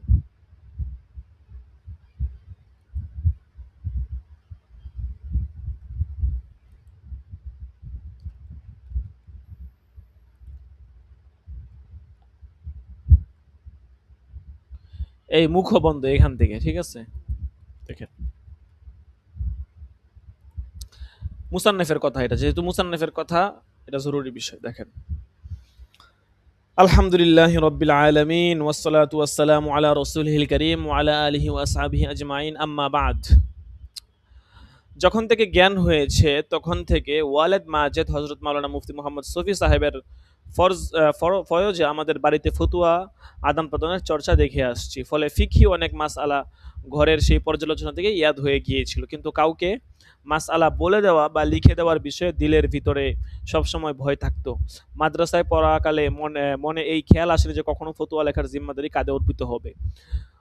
১৩৭৭ হিজরিতে দারুল উলুম করাচিতে হেদায়া আউয়ালাইন ইত্যাদি পড়ছিলাম। তখন আমার বয়স চান্দ্র হিসাবে অনুযায়ী ১৫ বছর। হ্যাঁ, ১৫ বছর বয়সে উনি কত পড়াশোনা করে ফেলতেছেন। হেদায়া আউয়ালাইন। শাবান ও রমজানের ছুটিতে সম্মানিত উস্তাদ হযরত মাওলানা মুফতি ওয়ালি হুসাইন সাহেব রহমতুল্লাহ আলাইহি প্রতিদিন আমাদের বাড়িতে আগমন করে ফতুয়ার কাজ করতেন। আমি খুব বেশি তার পাশে গিয়ে বসতাম এবং তার লেখা ফতুয়া পড়তাম। একদিন হযরত আমাকে একটি দরখাস্ত দিয়ে বললেন, বলো তো এই সোয়ালের জবাব কি হবে? মাসালা ছিল তালাক সংক্রান্ত এবং সরল সুজা। আমি সঠিক জবাব দিয়ে দিলাম। হযরত বললেন, ঠিক আছে, এখন এই জবাবই এ দরখাস্তের উপর লিখে ফেলো। যখন লেখার পর্ব এলো তখন আমার দিলের ভিতরে ভয় হতে লাগলো, কিন্তু মুহতারাম উস্তাদ সাহস দিলেন। আমি জবাব লিখে দিলাম এবং স্বাক্ষরের জায়গা শূন্য রাখলাম। হযরত সেই লিখিত জবাবের উপর শুদ্ধিতার সমর্থন লিখলেন এবং নিজে স্বাক্ষর করে দিলেন। এরপর ১৩৭৯ হিজরি মোতাবেক ১৯৫৮ ইসাই সনে আমি হযরত মাওলানা মুফতি রশিদ আহমদ সাহেব রহমতুল্লাহ আলাইহির কাছে মেশকাত শরীফ পড়া শুরু করলাম। তখন হযরত আমাকে এবং ভ্রাতৃবর হযরত মাওলানা মুহাম্মদ রফি সাহেবকে কিতাবাদি থেকে মাসাইলের জবাব বের করার অনুশীলন করতে উৎসাহ দিলেন। সুতরাং তখন থেকে হযরতের কিছু কিছু প্রশ্ন দিয়ে ফেকার কিতাবাদি থেকে সেগুলো জবাব বের করতে হুকুম দিতেন। আমরা জবাবসমূহ খুঁজে বের করে বেশিরভাগ মৌখিক এবং কখনো কখনো লিখিতভাবে হযরতের খেদমতে পেশ করতাম। তিনি সেগুলোর বিশুদ্ধতা অনুমোদন করতেন অথবা সংশোধন করে দিতেন। ওই বছরেই শাবান ও রমজানের ছুটিতে যখন বাড়িতে যাওয়া হলো, তখন হযরত পিতাজি রহমতুল্লাহ আলাইহির কাছে রমজানের তাহাজ্জুদের জামাত জায়েজ হওয়া না হওয়া সম্পর্কে একটি ফতোয়ার আবেদন এসেছিল। হযরত পিতাজি রহমতুল্লাহ আলাইহি সেটির বিস্তারিত জবাব লিখতে চাইছিলেন। তিনি আমাকে হুকুম দিলেন যে এই মাসালা সম্পর্কে ফিকহ কিতাবাদি তালাশ করে বিভিন্ন ইবারত একত্র করো। আমি বিভিন্ন ইবারত জমা করলাম এবং হযরতের কাছে আবেদন করলাম যে যদি অনুমতি হয় তাহলে এই ইবারতগুলোর আলোকে মাসআলা যা বুঝতে পেরেছি সেটা পরীক্ষামূলকভাবে লিখে ফেলি, তারপর সেটা আপনি সংশোধন করে দিবেন। হযরত অনুমতি দিয়ে দিলেন। আমি আমার সাধ্যমতো জবাব লিখে হযরতের খেদমতে পেশ করলাম। হযরত যৎসামান্য পরিমার্জন ও সংশোধন করে অনুমোদন করলেন। এটা ছিল নিয়মতান্ত্রিক প্রথম ফতোয়া যা অদম লিখেছিল এবং পরবর্তীতে প্রকাশিত হয়েছিল। দাওরায়ে হাদিসের বছর হযরত মুফতি রশিদ আহমদ সাহেব রহমতুল্লাহ আলাইহির কাছে মাসাইল বের করার মশক জারি থাকলো। দেখেন কত বছর পর্যন্ত উনি যে মাসাইল মশক করছেন সেটাই উনি বলতেছে। দেখেন, তারপর দাওরায়ে হাদিসের পর রীতিমতো ইফতা বিভাগ হযরত পিতাজি রহমতুল্লাহ আলাইহির নিকট ফতোয়া লেখার মশক শুরু করলাম। তখন এই ধারণা তৈরি হয় যে ফতোয়া কাজ শুধু ছোট ছোট মাসালা ইয়াদ করা বা কিতাবাদি মন্থন করার নাম নয়, বরং এখানে আরো অনেক নীতিমালা সামনে রাখতে হয়। এখানে অনেক কথা এমন রয়েছে যেগুলো দরাবাধা নীতির বাইরে, মুফতির নিজস্ব ফিকহি দক্ষতা এবং তার রুচি ও মেজাজের সাথে সংশ্লিষ্ট, যেগুলো শুধু কিতাবাদি পড়লে হাসিল হয় না, বরং সেজন্য কোনো বিজ্ঞ মুফতির দীর্ঘ সাহচর্যের প্রয়োজন হয়। ইফতা কোর্স সমাপ্ত করার পরেও দারুল উলুম শিক্ষকতা খেদমতের পাশাপাশি প্রায়ই প্রতিদিনই কিছু সময় দারুল ইফতায় ফতোয়া লেখার জন্য নির্দিষ্ট রয়েছে। এভাবে আল্লাহর রহমতে হযরত পিতাজি এর তত্ত্বাবধানে ও নির্দেশনায় ১৩৯৬ হিজরি পর্যন্ত ফতোয়া খেদমতের ধারাবাহিকতা এমনভাবে জুড়ে থাকে যে ফতোয়া বিভাগের বিশেষ দায়িত্ব অন্য মুফতি সাহেবের কাঁধে অর্পিত থাকে, কিন্তু নিজেরও কিছুক্ষণ সময় তাতে ব্যয় হতে থাকে। আর যখন চিঠি খুব বেশি জমা হয়ে যেত অথবা ফতোয়া লিখিতের সংখ্যা কম থাকতো, তখন হযরত ওয়ালেদ সাহেব রহমতুল্লাহ আমাকে অধ্যাপনা বাদে অন্য কাজকর্ম থেকে ছাড়িয়ে এনে কিছুদিনের জন্য ফতোয়ার কাজে লাগিয়ে দিতেন। হযরত ওয়ালেদ সাহেব রহমতুল্লাহ আলাইহির ওফাতের পর হযরত মাওলানা আশিক ইলাহি সাহেব রহমতুল্লাহ আলাইহি হিজরত করে মদিনা মুনাওয়ারা চলে যান এবং ভ্রাতৃবর হযরত মাওলানা মুফতি মুহাম্মদ রফি উসমানী সাহেবের উপর দারুল উলুম পরিচালনার দায়িত্ব এসে পড়ে। আবার ফতোয়া বিভাগের কিছু সহচরও তাদের অপারগতার কারণে অব্যাহতি গ্রহণ করেন। এজন্য দীর্ঘদিন থেকে দারুল ইফতা ও বিশেষত ফতুয়া কোর্সের কাজে অধমের কাঁধে অর্পিত রয়েছে। নিজের ফতোয়া লেখা ছাড়াও কোর্সের ছাত্রদের লিখিত ফতোয়ার উপর পুনঃদৃষ্টি প্রদান এবং সংশোধনের ধারাবাহিকতা অব্যাহত রয়েছে। এভাবে বিভিন্ন সময়ে অধমের লেখা ফতোয়া দারুল উলুমের ফতোয়ার অনুলিপির সাথে অনেক রেজিস্টার বহিতে বিক্ষিপ্তভাবে ছড়িয়ে আছে। কোনো সময় একথা আমার মাথায়ও আসেনি যে আমি কখনো ফতুয়ার সংকলন তৈরি করে প্রকাশ করব। ইচ্ছা ছিল দারুল উলুম করাচি থেকে ও জারিকৃত ফতোয়ার যে সংকলন বিন্যস্ত করা হচ্ছে তাতে এই ফতোয়াগুলোও এসে যাবে। কিন্তু ইতিমধ্যে দারুল উলুম করাচির গ্র্যাজুয়েট ফাজিল ও ফতোয়া কোর্স সমাপনকারী এবং মাশাআল্লাহ বর্তমান শিক্ষক দারুল ইফতার সহকারী প্রিয়বর মাওলানা মুহাম্মদ জুবায়ের হক নওয়াজ সাহেব বিশেষভাবে আমার লিখিত ফতোয়াগুলো বিভিন্ন রেজিস্টার থেকে জমা শুরু করে দিলেন। বিভিন্ন বইয়ে লেখা ছিল সেখান থেকে জমা শুরু করলেন। কাজের একটি বৃহৎ অংশ সম্পন্ন হওয়ার পর তিনি অধমকে অবহিত করলেন। আমি এই কাজটিকে বিধাতা অনুমোদিত মনে করে পরিপূর্ণ করার অনুমতি দিয়ে দিলাম। মাশাআল্লাহ মাওলানা জুবায়ের সাহেব নিজে সুযোগ্য আলেম। তিনি অনেক রক্ত পানি করে দারুল উলুম করাচির পুরনো রেজিস্টার সমূহ যেগুলো থেকে কিছু কিছু প্রায় অকেজো হয়ে গিয়েছিল ফতোয়া খুঁজে বের করেছেন। তিনি সেগুলো বের করে শুধু অধ্যায় পরিচ্ছেদে বিন্যস্ত করেননি, বরং সেগুলো হাওলা বের করার কাজেও প্রাণান্তকর প্রচেষ্টার মাধ্যমে আঞ্জাম দিয়েছেন, যার ফলে এই সংকলনের উপকারিতা অনেক বৃদ্ধি পেয়েছে। অন্তর থেকে দোয়া করছি আল্লাহ তাআলা প্রিয়বর এই মেহনতকে কবুলিয়তের মর্যাদা নসিব করুন। তার হায়াত, এলেম এবং আমলের মধ্যে বরকত দিয়ে আরও বেশি এলমি ও দ্বীনি খেদমত করার তৌফিক দান করুক। আমিন। আমার বর্তমানের ব্যস্ততা ও সফর ভ্রমণের আধিক্যের কারণে খুব গভীরভাবে এই সংকলনের উপর পুনঃদৃষ্টি দেওয়ার মৌকা মেলেনি। তবে বেশিরভাগ অংশের উপরেই নজর বুলিয়েছি। আল্লাহর রহমতের কাছে আশা রাখি ইনশাআল্লাহ এর প্রকাশ ফায়দাশূন্য হবে না। আমাদের শায়েখদের নির্দেশনা অনুযায়ী ফতোয়া লেখার সময় এই জিম্মাদারি নাজুকতা এবং স্পর্শকাতরতার অনুভূতি থাকে। তাছাড়া সাধ্যমতো সতর্কতার চেষ্টাও হয়ে থাকে। কিন্তু এই জিম্মাদারিটাই এমন যে সবসময় ভয় লেগেই থাকে। ওদিন বলেছিলাম আজরুকুম আলাল ফুতিয়া আজরুকুম আলান নার, যেন কখনো ধৃত হওয়ার মতো ভুল না হয়ে যায়। আল্লাহ তাআলার কাছে দোয়া করছি এই জিম্মাদারি আদায়ের ক্ষেত্রে যদি কোনো ভুল হয়ে থাকে তাহলে তিনি যেন দয়া ও মেহেরবানি করে মাফ করে দেন এবং এই খেদমতকে তার দরবারে কবুলিয়তের মর্যাদা দিয়ে পাঠকদের জন্য উপকারী বানিয়ে দেন। আলেম সমাজের কাছেও আবেদন, যদি কোনো ভুল ধরা পড়ে তাহলে অধমকে অবহিত করবেন। মাশাআল্লাহ ইনশাআল্লাহ সত্য স্পষ্ট হওয়ার পর তা গ্রহণ করতে দ্বিধা করা হবে না। তবে ফিকহি ভাষ্যের উপস্থাপনা ও ব্যাখ্যায় মতভিন্নতা স্বতন্ত্র বিষয়। এটি সব যুগে হয়ে চলেছে, এমন ক্ষেত্রেও সবসময় নিজের মস্তিষ্ক শক্ত দলিল গ্রহণ করতে উৎসাহিত রেখেছি। দোয়া করছি আল্লাহুম্মা আরিনাল হাক্কা হাক্কান ওয়ারযুকনা ইত্তিবাআহ ওয়া আরিনাল বাতিলা বাতিলান ওয়ারযুকনা ইজতিনাবাহ। বান্দা মুহাম্মদ তোকি উসমানী উফিয়া আনহু। আচ্ছা, তো ঠিক আছে। আর এতটুকুই পড়লাম। অন্য সংখ্যালঘু বা জুবায়ের হক নেওয়াজেরটা নাই পড়লাম। উনার কথা দ্বারাই কিন্তু আমরা মোটামুটি বুঝে নিলাম উনি কিতাবটা আসলে কিভাবে রচনা করেছেন। মানে এটা এমন না যে এটা কোনো প্ল্যান করে রচনা করা হয়েছে যে ফতোয়া উসমানী নামে উনি একটা কিতাব রচনা করছেন ফতোয়া উসমানী নামে, তারপরে এটা প্ল্যান করছেন, এরপর আস্তে আস্তে মাসলা মাসাইল লেখছেন, এমন না। উনি ফতোয়া নিয়ে কাজ করতেছিলেন, দায়িত্বে ছিলেন, সেখান থেকে কিছু মাসালা মাসাইল সবসময় বের করতেন, সেগুলো দফতরে রেজিস্টার বইয়ে থাকতো। এভাবে করতে করতে করতে করতে এক সময় দেখা গেছে আপনার মাসালা মাসাইলের একটা বড় সংকলন ওনার হাতে চলে আসছে। আরেকজন মঈন মুফতি ওনার সহকারী ছিলেন, উনি এই সংকলনগুলো বের করে ওনাকে জানিয়েছিলেন যে এরকম এরকম বেশ কিছু সংকলন আপনার ছিল, এগুলো আপনি কিতাব আকারে প্রকাশ করলে ভালো হতো। তখন পরবর্তীতে উনি কম বেশ মাসিক যে আল বালাগ ছিল, আল বালাগ পত্রিকা সহ আরও বেশ কিছু প্রকাশনা থেকে ওনার যেই ফতুয়াগুলো ছিল বিভিন্ন লেখায় ছাপতো সেগুলো থেকে শুরু করে বিভিন্ন জায়গা থেকে সংকলন করে ফতোয়া উসমানী নামে তিনি এই কিতাবটা সংকলন করেছেন। প্রথমেই আছে ঈমান আকায়াত প্রসঙ্গ, ঠিক আছে। তো দেখেন পড়ার ক্ষেত্রে কিছু রুলস আছে। আপাতত বিস্তারিত বলবো না। আপাতত এই রুলসটা আমরা প্রয়োগ করব, সেটা হচ্ছে যে আমরা যারা পড়বো একটু মনোযোগ দিয়ে শুনবেন।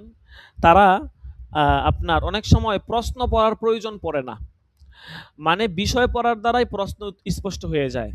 যেমন ধরেন রাসূল সাল্লাল্লাহু আলাইহি ওয়াসাল্লামের জুতা মুবারকের নকশায় চুমু দেওয়া, ওরকম জুতা পরিধান করে তা সম্মান করার হুকুম। এখন আপনি বলেন এইটা সাবজেক্টটা পড়ার দ্বারা কিন্তু প্রশ্নটা অনেকটা স্পষ্ট হয়ে যায়। মানে মূল যেই বিষয়টা আছে সাবজেক্ট, ওইটা পড়ার দ্বারাই উত্তরটা কিন্তু জেহানে ফিট হয়ে যায়।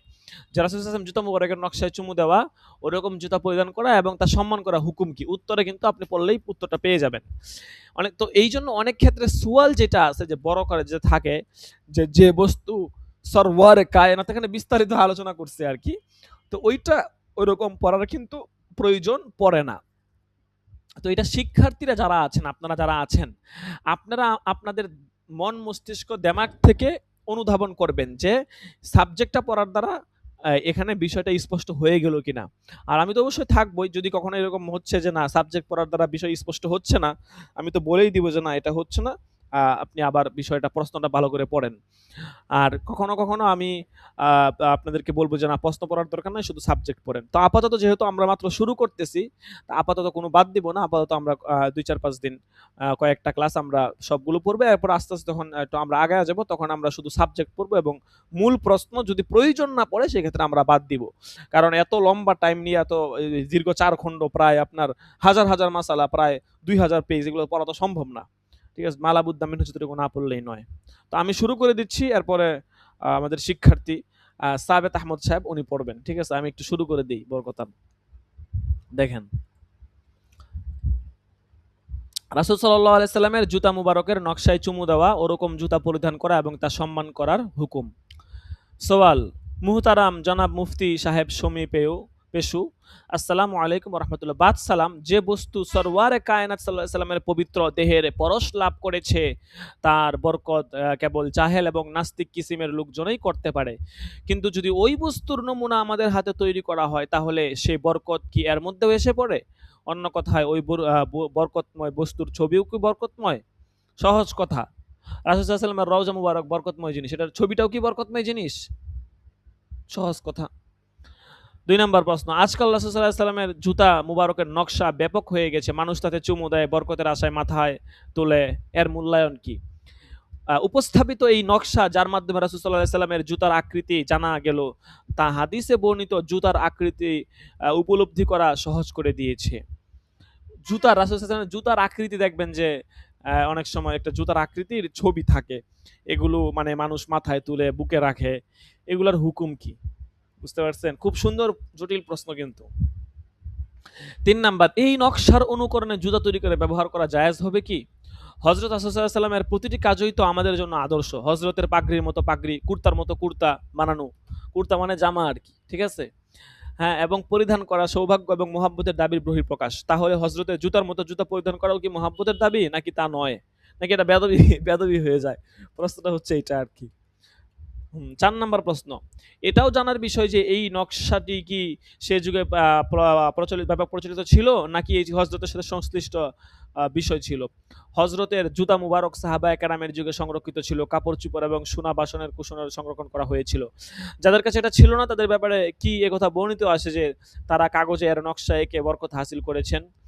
যদি তা না থাকে তাহলে আজকে বিষয়টিকে সওয়াবের উসিলা মনে করা, সফরের সময় সাথে রাখা, বরকতের জন্য দোকান ও বাড়িঘরে টানিয়ে রাখা কি বেদাত হবে না? বুঝতে পেরেছেন কথাটা? স্টিকার দেখবেন রমজান মাসে বেচে স্টিকার। এগুলা রাসূল রওজা, জুতা, পাগড়ি, ঠিক আছে? এগুলা দেখবেন মানুষ বিক্রি করে। দোকানে টানায় রাখে। ৫ নাম্বার, রওজা আকদাসের ছবি এবং বাইতুল্লাহর ছবিও কি বরকতের উসিলা হবে? আজ মানুষের সেসব কাপড় ও গালিচায় নামাজ পড়া বেয়াদবি মনে করে, যেগুলোতে রওজা আকদাসের ছবি আছে। এর হুকুম কি? ৬ নাম্বার, এখন রাসূল সাল্লাল্লাহু আলাইহি সাল্লামের আংটির ছবি প্রকাশিত হয়েছে। লোকজন এই ছবিকেও নূর ও বরকতের কারণ মনে করে থাকে। এর শরঈ মূল্যায়ন কতটুকু? আমার ভয় হচ্ছে অতি উৎসাহী লোকজন খুব তাড়াতাড়ি হযরত উট, খচ্চর, গাধার ছবি প্রকাশ করে আবার সেগুলো সম্মান আরম্ভ করে না করে দেয়। যাই হোক, খুব সুন্দর কথা বলেছে। আমার অগুছালো কথাগুলো গুছিয়ে সওয়াল জবাব আকারে মাসিক আল-বালাগে প্রকাশ করলে আমার মতো অনেক পেরেশান লোক দিক নির্দেশনা লাভ করবে।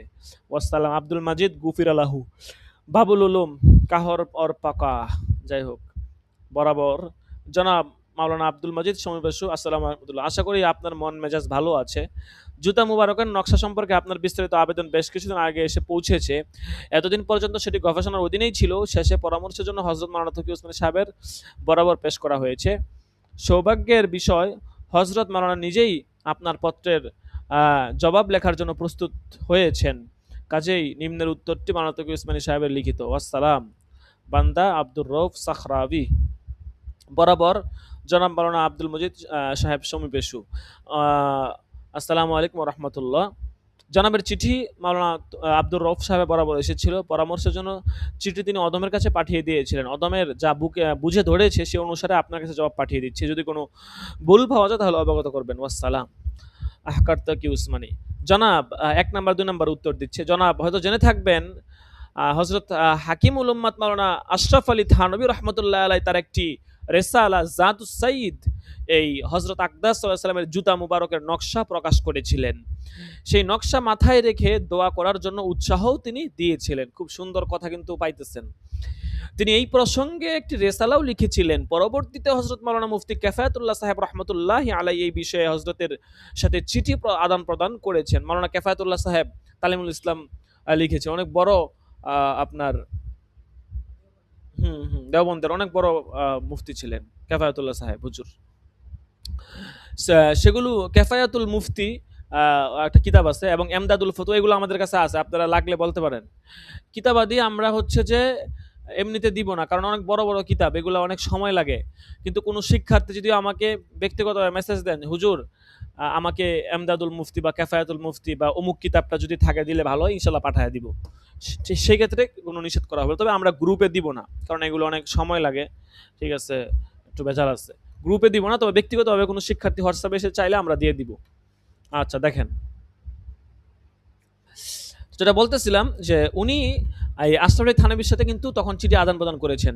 তো সেগুলো কেফায়াতুল মুফতি এবং এমদাদুল ফতুয়া আপনার ৪ নাম্বার খণ্ডে ৩২৮-৩২ পৃষ্ঠা ছাপা হয়েছে। সেই চিঠিপত্রগুলো অধ্যয়ন করলে আলোচ্য মাসালার শরীয়ী অবস্থান পরিষ্কার হয়ে যায়। তার সারমর্ম মোটামুটি এমন যে বস্তুর সাথে রাসূল সাল্লাল্লাহু আলাইহি ওয়াসাল্লামের পবিত্র পরশরী সম্পর্ক আছে যা তিনি ব্যবহার করেছেন অথবা তার পবিত্র দেহের সাথে যার ছোঁয়া লেগেছে তা থেকে বরকত হাসিল করা অথবা সেটাকে চুমু দেওয়া বা মাথায় রাখা বহু সাহাবায়ে কেরাম এবং পূর্ববর্তী উলামায়ে কেরাম থেকে প্রমাণিত আছে। যেমনটা আপনি নিজেও উল্লেখ করেছেন, এগুলো প্রশ্নবিদ্ধ বিষয় নয়। তবে যদি রাসূল সাল্লাল্লাহু আলাইহি ওয়াসাল্লাম আর স্মারক বস্তুটির ছবি তোলা হয় অথবা যদি তার নকশা তৈরি করা হয়, তাহলে যদিও সেটা সেই স্মারক বস্তুর বরাবর হবে না, কিন্তু মৌলিক বস্তুর সাথে সদৃশ থাকার কারণে রাসূলুল্লাহ সাল্লাল্লাহু আলাইহি ওয়াসাল্লামের সম্পৃক্তি লাভ হয়েছে। কাজেই কেউ যদি অন্তরের ভালোবাসা এবং মোহাব্বতের টানে তার সাথেও আদব লিহাজ রক্ষার্থে চুমা দেয় অথবা চোখে লাগায়, তাহলে তা নিষিদ্ধ হওয়ার কোনো কি নেই, দলিল নেই। ঠিক আছে? অতএব কাজটি মুবাহ হওয়ার কথা, বরং মোহাব্বতের টানে এমনটি করা হচ্ছে তার বদলাও ইনশাল্লাহ পাওয়া যাবে। তবে শর্ত হচ্ছে একে স্বতন্ত্র ইবাদত মনে করা যাবে না, কারণ ইবাদত হওয়ার জন্য শরঈ প্রমাণ হওয়া কি জরুরি। তবে এর জায়েজ হওয়ার জন্য বিশেষ দলিলেরও কি নাই, প্রয়োজন নেই। খুব সুন্দর উত্তর, মাশাআল্লাহ, কলিজা ঠান্ডা হওয়ার মতো উত্তর। কারণ নাজায়েজ হওয়ার দলিল না থাকাই জায়েজের জন্য কি যথেষ্ট। আর এক্ষেত্রে দুটি সূরতে অন্তর্ভুক্ত হবে, চাই নকশা মূলের সাথে পুরোপুরি সামঞ্জস্যপূর্ণ হোক অথবা না হোক, কারণ সাদৃশ্যের ফলে উভয়টাই মৌলিকভাবে সম্পৃক্তি লাভ হয়েছে। মাসআলার হাকিকত ছিল এটাই, কিন্তু যেহেতু এই নাজুক সীমা উপলব্ধি করা এবং এই সূক্ষ্মতা লক্ষ্য রাখা সাধারণ মানুষের জন্য মুশকিল বলে মনে হয়, কারণ ভয় আছে কখনো সীমালঙ্ঘন হয়ে যাওয়ার। যেমন কেউ এই আমলগুলোকে স্বতন্ত্র আমল হিসেবে বুঝতে শুরু করলো অথবা আদব ও তাজিমের সীমা ছাড়িয়ে শিরিকি আমল এবং এতেকাদে পরিণত হলো, হওয়া স্বাভাবিক। কাজেই মুনাসিব হলো এই নকশাগুলো ব্যাপক প্রচার না দেওয়া এবং মানুষকে এদিকে আকৃষ্ট করা, দূরে থাকা। এই জন্যই হযরত হাকিমুল উম্মাত রাহমাতুল্লাহি আলাইহি স্বীয় রিসালা নাইলুশ শিফা বিন আলিল মুস্তাফা থেকে ফিরে এসেছেন। হযরত রাসূল সাল্লাল্লাহু আলাইহি ওয়াসাল্লামের জুতার অনুকরণে জুতা বানিয়ে পরিধান করা জায়েজ হওয়া না হওয়া প্রসঙ্গে ফিকাহবিদদের স্পষ্ট কোনো বক্তব্য পাইনি। জুতার মতো জুতা পরিধান করা আর কি। তবে মনে হয় বিষয়টি মনোভাবের সাথে সম্পৃক্ত। এক প্রকার মনোভাব হতে পারে যে বস্তুটি রাসূল সাল্লাল্লাহু আলাইহি ওয়াসাল্লামের নিদর্শন সমূহের অন্তর্ভুক্ত তা তো মাথায় ও চোখে লাগানোর বস্তু, তা পায়ে লাগানোর মুনাসেব নয়। কাজেই কেউ যদি এই মনোভাব লালন করে ব্যবহার করা বাদ রাখে, তাহলে তা হবে তাজম ও মহাব্বতের বহিঃপ্রকাশ, ফলে সে তিরস্কারযোগ্য হওয়ার কথা নয়। যেমন হযরত গাঙ্গুহি রাহমাতুল্লাহি আলাইহির ব্যাপারে বর্ণিত আছে, তিনি সবুজ রঙের জুতাও পরিধান করতেন না, কারণ রওজা শরীফের গম্বুজ সবুজ রঙের। ঠিক আছে? কত বড় বুজুর্গ ছিলেন। আর দ্বিতীয় মনোভাব এমন হতে পারে যে মানুষ তার প্রতিটি কাজ, প্রতিটি আমলের ক্ষেত্রে যথাসম্ভব রাসূল সাল্লাল্লাহু আলাইহি ওয়াসাল্লামের আমলের সাথে সাদৃশ্য রক্ষা করার চেষ্টা করবে। হযরত সাল্লাল্লাহু আলাইহি ওয়াসাল্লামের লেবাসের মতো লেবাস এবং এই দিক থেকে বিবেচনা করলে রাসূল সাল্লাল্লাহু আলাইহি ওয়াসাল্লাম জুতার মতো জুতা পরিধান করবে, যার উদ্দেশ্য থাকবে ইত্তেবা করা। তাহলে নিষিদ্ধ হওয়ার উপর বাহ্যত কোনো দলিল নেই এবং এটাও মুহাব্বতের দাবি। এটা নির্ভর করে মূলত দৃষ্টিভঙ্গির উপরে। কাজেই আমি ওইদিন বলেছিলাম, আপনাদেরকে বলেছিলাম না কাদেরকে বলেছিলাম, না না আপনাদেরকে না, মেশকাত জামাতে বলেছিলাম, মেশকাত জামাতের শিক্ষার্থীদেরকে বলেছিলাম যে দৃষ্টিভঙ্গি যদি আমরা সঠিক রাখি তাহলে আমরা অনেক কিছু থেকেই বেঁচে যেতে পারবো। আমাদের জীবনের অনেক কষ্টগুলো তখন সহজ হয়ে যাবে। দৃষ্টিভঙ্গি সঠিক রাখা যায়, আর যদি দৃষ্টিভঙ্গি ভুল থাকে তাহলে কিন্তু অনেক সমস্যা। আচ্ছা যাই হোক, তারপরে দেখেন আহ,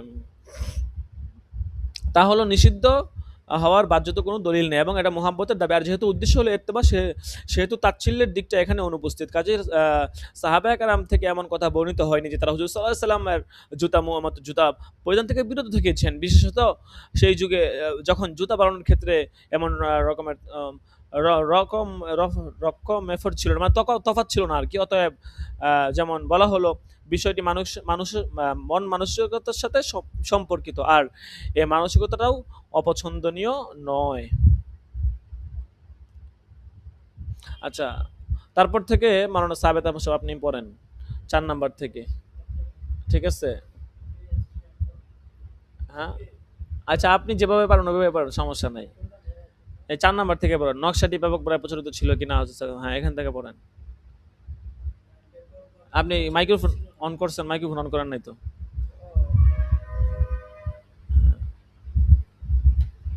বিস-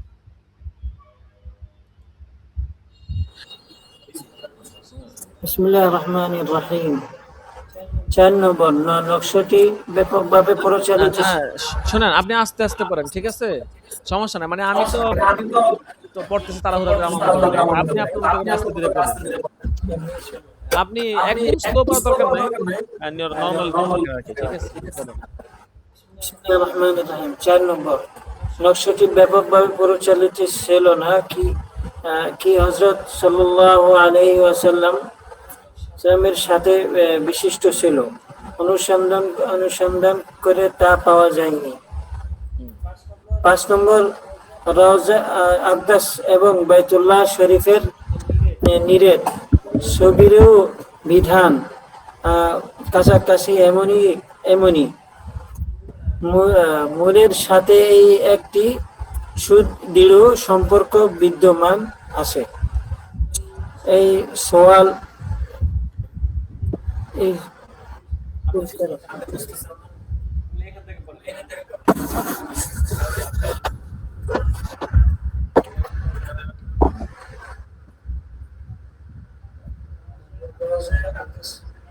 বাইতুল্লাহ শরীফের পড়ছে।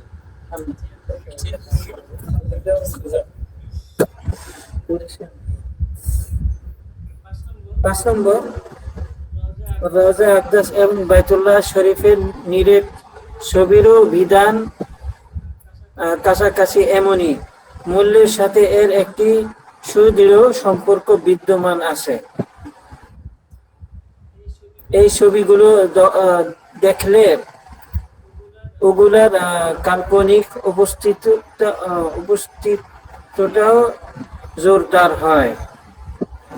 কাজে এগুলার এহতিরাম করা বাঞ্ছনীয়। অর্থাৎ তাচ্ছিল্যের জায়গাও এই ছবিগুলো আচ্ছা ব্যবহার করা। মাওলানা সাহেব এভাবে পড়লে হবে না, ঠিক আছে? আরেকটু দ্রুত পড়তে হবে, ঠিক আছে? আরেকটু দ্রুত পড়তে হবে। আহ, হ্যাঁ, আচ্ছা যাই হোক, এভাবে পড়লে হবে না। তো আজকে আম, 10টা 31 বেজে গেছে, আমরা টাইম নিব না, ঠিক আছে? আজকে আর টাইম নিব না। তো প্রথম সবক যেহেতু, আমরা এই সবকটা শেষ করে, তবে এভাবে পড়লে হবে না, বুঝতে পারছেন? আর একটু দ্রুত পড়বেন, মুতালা করে আসেন আগে একটু, ঠিক আছে? আর বাংলাটা আপনি একটু চালু করবেন, ঠিক আছে? মূলত উনি হচ্ছে কি, উনি বাংলা কম পারে, আমি কেন বলি আপনাদেরকে, উনি আপনার দুবাইয়ে ছিলেন অনেক বছর, ঠিক আছে? প্রায় দীর্ঘ সময় উনি সেখানে আপনার মসজিদের ইমাম, খতিব, বিভিন্ন দায়িত্বে ছিলেন অনেক লম্বা টাইম পর্যন্ত, এবং মানে পরিবার ফ্যামিলি সবাই দিকে ছিলেন দীর্ঘ সময় পর্যন্ত, যার কারণে দেখা গেছে আপনার বাংলাদেশি কথাবার্তার সাথে ওনার পরিচয় বেশি দিন হয় নাই, ঠিক আছে? তো এই হচ্ছে বিষয় আরকি। এইজন্য বাংলার চর্চাটা উনার একটু কম আছে আরকি। বাকি এমনিতে আরবিতে আবার খুব মাশাআল্লাহ ভালো পারে সবকিছু। তো একেকজনের একেক হালত আরকি, বুঝতে পারছেন? এই হচ্ছে বিষয়। মূলত এইটাই মূল বিষয় আরকি। এছাড়া অন্য কোনো বিষয় না। ঠিক আছে। যাই হোক, দেখেন এটা দেখা গেছে আপনি যদি একটা বাহিরের কান্ট্রিতে থাকেন দীর্ঘ সময় পর্যন্ত, তাহলে আপনি বাংলা থেকে দূরে থাকলে তো আপনার জন্য এটা কষ্টকর হয়েই যাবে। এমন আরকি। তা আমি সংক্ষেপে পড়ে শেষ করে ফেলি। রওজায়ে আকদাস এবং বাইতুল্লাহ শরীফের নীরের ছবিরও বিধান কাছাকাছি এমনই। মূলের সাথে এর একটি সুদৃঢ় সম্পর্ক বিদ্যমান আছে। তবে এই ছবিগুলো দেখলে ওগুলোর কাল্পনিক উপস্থিতিটাও জোরদার হয়। কাজেই এগুলোর এহতেরাম করা বাঞ্ছনীয়।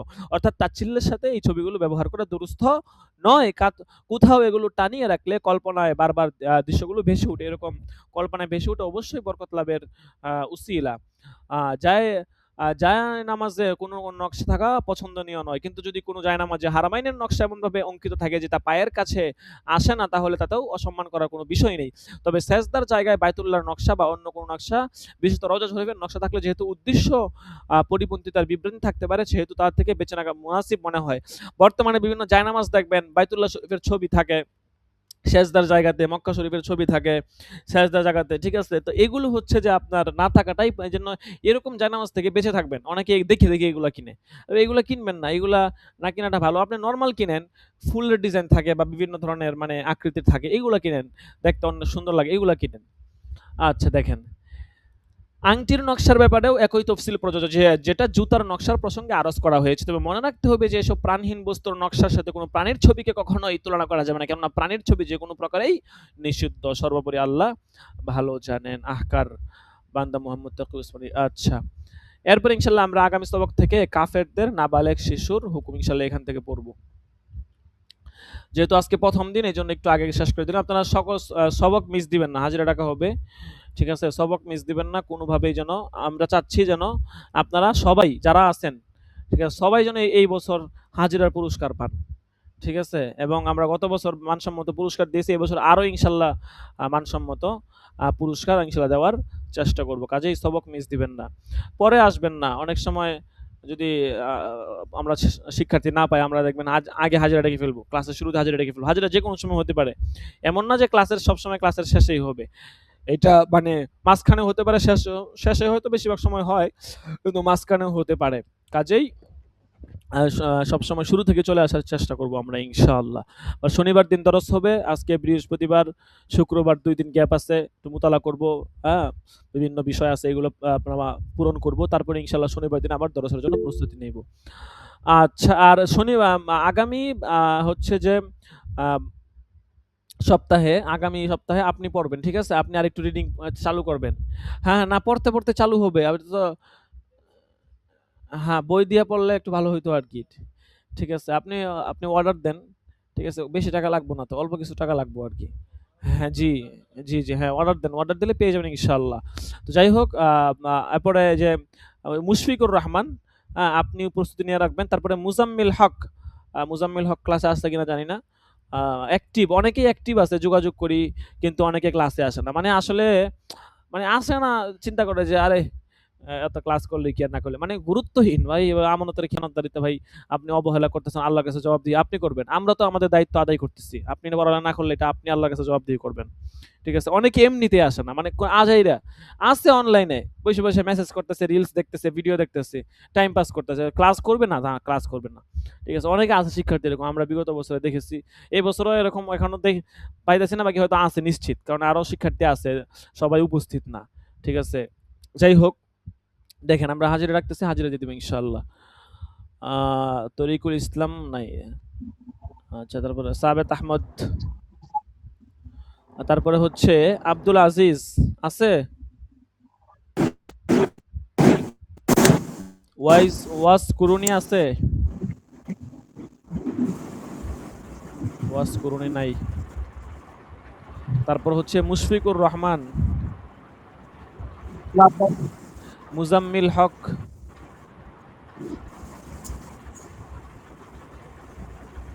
হক, নাই, খবর নাই। তারপর হচ্ছে জালালউদ্দিন রুমি, তারপর রাকিবুল ইসলাম,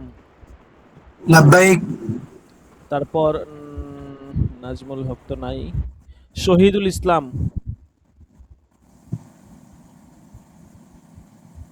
শহীদুল ইসলাম তো অ্যাক্টিভ মানুষ, কোনো খবর নাই। গাইন খায় কেন? আশ্চর্য অবস্থা। তারপর আসাদুল্লাহ। আসাদুল্লাহ। আব্দুল আজিজ 13 নাম্বার। মমিনুল ইসলাম নাই, আশ্চর্য অবস্থা। মমিনুল ইসলাম নাই, অনেক আগে এগুলা ভর্তি হয়ে গেছে ক্লাসে। রিয়াজুল ইসলাম, ওই যে রিয়াজুল ইসলাম যে আসলো। জি উস্তাদ, জি লাভবাহিক। আপনি গত সবকে ছিলেন না? লাভবাহিক। গত সবকে ছিলেন না? জি জি জি ছিলাম তো। তাহলে গাইন যে পড়ে গেল। জি ফার্স্ট ওভারে ছিলাম। তো গাইন পড়ে গেল যে। হ্যাঁ হ্যাঁ উস্তাদ জি, আমি তো ছিলাম। তাহলে আপনি লাভবাহিক দিতেন না, এই জন্য গাইন পড়ে গেছে। সামনে থেকে লাভবাহিক দিয়েন, ঠিক আছে? সম্ভবত তাই হইতে পারে। হ্যাঁ হ্যাঁ, এইবার জি ইনশাল্লাহ। হাজিরা ঠিক করে দিলাম, সামনে থেকে লাভবাহিক দিবেন, ঠিক আছে? আচ্ছা, জি জি সাইফুল ইনশাল্লাহ। ইসলাম আল হাবিবি নাই। মিনহাজুল আছে নাই। তারপর হচ্ছে আসিফ হাসান। আসিফ হাসান নাই। এই অবস্থা। আফজাল মাহমুদ নাই। আচ্ছা, তারপর হচ্ছে যে হারুন আর রশিদ। আল আমিন 21 নাম্বার দাখেলা। লাব্বাইক। সৈয়দ ফাহিম আছে। ফাহিম। তারপর হচ্ছে যে নাজিম শেখ।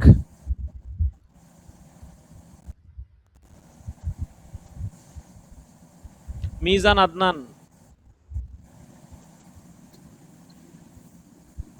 মিজান আদনান আছে। মিজান আদনান নাই। গাজী তাসলিম হুসাইন।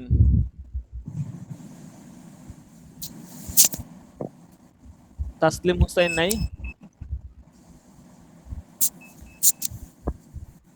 সাদিকুল ইসলাম। লাভবাহিক। তারপর মোহাম্মদ রাশেদ। মোহাম্মদ রাশেদ। তারপর হচ্ছে আরিফুল ইসলাম। লাভবাহিক। আচ্ছা, তারপর হুসাইন আহমদ।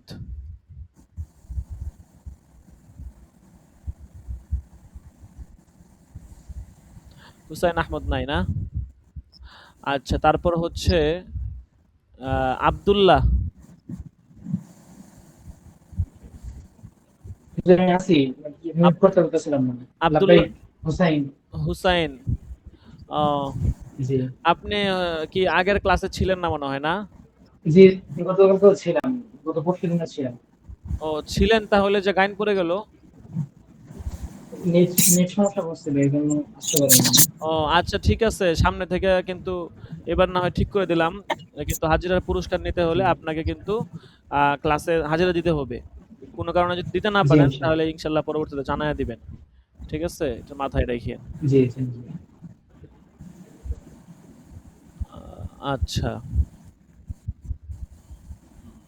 কেন আপনাকে হলো হুসাইন আহমদ, আপনি আছেন, আপনারটা ঠিক করে দেওয়া হলো, আগের ক্লাসেরটাও এবং আজকেরটা জি। দুটাই ঠিক আছে। তারপরে আব্দুল্লাহ আছে 30 নাম্বার দাখেলা।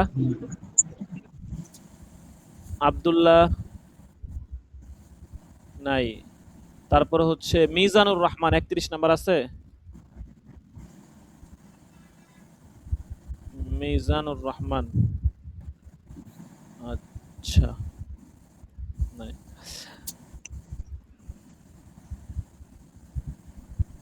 আচ্ছা, ঠিক আছে, আজকে এই পর্যন্তই। ইনশাল্লাহ সকলেই শনিবার দিন সময় মতো সবকে চলে আসব। বছর ইনশাল্লাহ দেখবেন দেখতে দেখতে শেষ হয়ে যাবে, ঠিক আছে? কিভাবে যে বছর শেষ হয়ে যাবে এটা আপনি কল্পনাও করতে পারবেন না, ঠিক আছে? তো এভাবেই দেখবেন যে মানে শুরু হয়েছে, দেখবেন আস্তে করে শেষ শেষ হয়ে গেছে, চোখের পলকে বছর চলে যাবে, ঠিক আছে? তো এই জন্য সকলেই একটু সবক গুলো মনোযোগ মনোযোগ দিয়ে থাকবো এবং কোনো আমরা এদিক সেদিক করবো না, সময় মতো সবকে চলে আসবো। আচ্ছা, যদি কারো গাইনপুরে থাকে বা হাজিরা দিতে পারেন এমন থাকলে বলেন। জি হুজুর, 23 নম্বর ফর্ম। 23 নাম্বার দাখিলার নাম কি? নাজিম শেখ। নাজিম শেখ। তো আপনি ক্লাস তো করবেন। এর আগে সবকে ছিলেন? ছিলাম, কিন্তু শেষ পর্যন্ত থাকতে পারছিলাম না। আচ্ছা, যেহেতু ছিলেন আগের সবকে আমি হাজিরা দিয়ে দিচ্ছি, কিন্তু সামনে থেকে কিন্তু আর ঠিক করব না, ঠিক আছে? সামনে থেকে আর ঠিক করা হবে না, সামনে থেকে হাজিরা দিতে হবে। যেহেতু প্রথম একটু ভুলচুক হয়ে যেতে পারে, এই জন্য একটু ছাড় দেওয়া হচ্ছে, কিন্তু সামনে থেকে আর ছাড় দেওয়া হবে না, থাকবেন, ঠিক আছে? এবং আরো যারা আছে সকলকে বলবেন যে সবক জি। থাকার জন্য আর কি। আচ্ছা, আর কেউ বাকি থাকলে বলতে পারেন, ইনশাল্লাহ হাজিরা দিয়ে দেওয়া হবে। এবং হাজিরা শীট গ্রুপে দেওয়া হবে প্রতি 15 দিন, কিবার শনিবার দিন, সোমবার দিন, বুধবার দিন। আরেকবার ইনশাল্লাহ শনিবার দিন দরস হবে, এরপর সোমবার রাত 10টায় না? রাত 9টায়। উস্তাদজি জি উস্তাদজি কিছু বলতে চাচ্ছিলাম। জি বলুন। পোস্টারে 10টা লেখা আছে দেখলাম। দাখিলা জি উস্তাদজি, মানে আমাদের আমাদের জি আমার দাখিলা নম্বর 9, আমার নাম রাকিবুল ইসলাম। জি জি আমি বলুন। বলতে চাচ্ছিলাম যে আমাদের যে ক্লাসে সোমবার বা নির্ধারিত সময়, জি এটা একটা রুটিন আকারে দিয়ে দিলে, গ্রুপে দিলে আমরা সবাই উপকৃত হতাম। জি, এটা তো দেওয়া হয়েছে। এটা এটা এটা পাই হোয়াটসঅ্যাপ নাই হুজুর আমি। এটা হোয়াটসঅ্যাপ গ্রুপে দেওয়া হয়েছে, অনেকে তো দেখেছে মাশাআল্লাহ। তাহলে আপনি কি হোয়াটসঅ্যাপ গ্রুপে অ্যাড নেই? আমি হোয়াটসঅ্যাপ, না আমাকে হোয়াটসঅ্যাপ গ্রুপে অ্যাড করেন নাই। ও, আমি তো তাহলে মানে অ্যাড হতে হবে তো। আমি তো মানে গত বছর ভর্তি হয়েছিলাম, তো গত বছর পড়ি নাই, একটা ক্লাস করছিলাম শুধু। আমি শুধু ফেসবুক গ্রুপে আছি। আপনার উনি মনে হয় তো হোয়াটসঅ্যাপ গ্রুপে জয়েন নাই আর কি। হ্যাঁ হ্যাঁ হ্যাঁ হ্যাঁ হ্যাঁ হ্যাঁ। আচ্ছা, আপনার আর কি আরেকটা প্রশ্ন জি জি বলুন। ওস্তাদ জি, আরেকটা প্রশ্ন। জি সেটা হচ্ছে, আমাদের যখন ক্লাস চলবে বা যে কিতাবের পড়া চলবে, সেই কিতাবটা কি স্ক্রিনে দেওয়া হবে এভাবে? অবশ্যই, হ্যাঁ হ্যাঁ, প্রতি কিতাবই স্ক্রিনে থাকবে, হ্যাঁ প্রতিটা কিতাবই স্ক্রিনে জি থাকবে, জি ঠিক আছে? জি, শুক্রিয়া। আচ্ছা আচ্ছা, ঠিক আছে ইনশাল্লাহ। তাহলে আপনি একটু কষ্ট করে হোয়াটসঅ্যাপে নক দিন, রাকিবুল ইসলাম, ঠিক আছে? জি আমি জি ইনশাল্লাহ। আমি হোয়াটসঅ্যাপ গ্রুপে ক্লাসের শিডিউলটা করে দিয়েছি, এটা পিন করে দিয়েছি, ইনশাল্লাহ হোয়াটসঅ্যাপ গ্রুপে গেলে দেখতে যেমন আজকে হুজুর, উস্তাদ জি, যেমন আজকে আমি জানি যে আজকে কি বুধবার দিন ক্লাস হয়, যার কারণে আমি আজকে মানে উপস্থিত ছিলাম, কিন্তু আমার মানে জানা ছিল না যে আজকে এমনি আপনি ক্লাস নিবেন, জি জি নাহলে মিস যাইতো। জি জি, আচ্ছা ঠিক আছে। আচ্ছা ঠিক আছে ইনশাল্লাহ। তাহলে আজকে এ পর্যন্তই। সকলে ভালো থাকবেন, সুস্থ থাকবেন। ইনশাল্লাহ আগামী যেই শনিবার, সোমবার, বুধবার দিন সবক হবে, সকলে সময় মতো চলে আসবে ইনশাল্লাহ। ঠিক আছে? জি, ঠিক আছে। জাযাকুমুল্লাহ। আসসালামু আলাইকুম ওয়া রাহমাতুল্লাহি ওয়া বারাকাতুহু। ওয়ালাইকুম আসসালাম ওয়া রাহমাতুল্লাহি ওয়া বারাকাতুহু।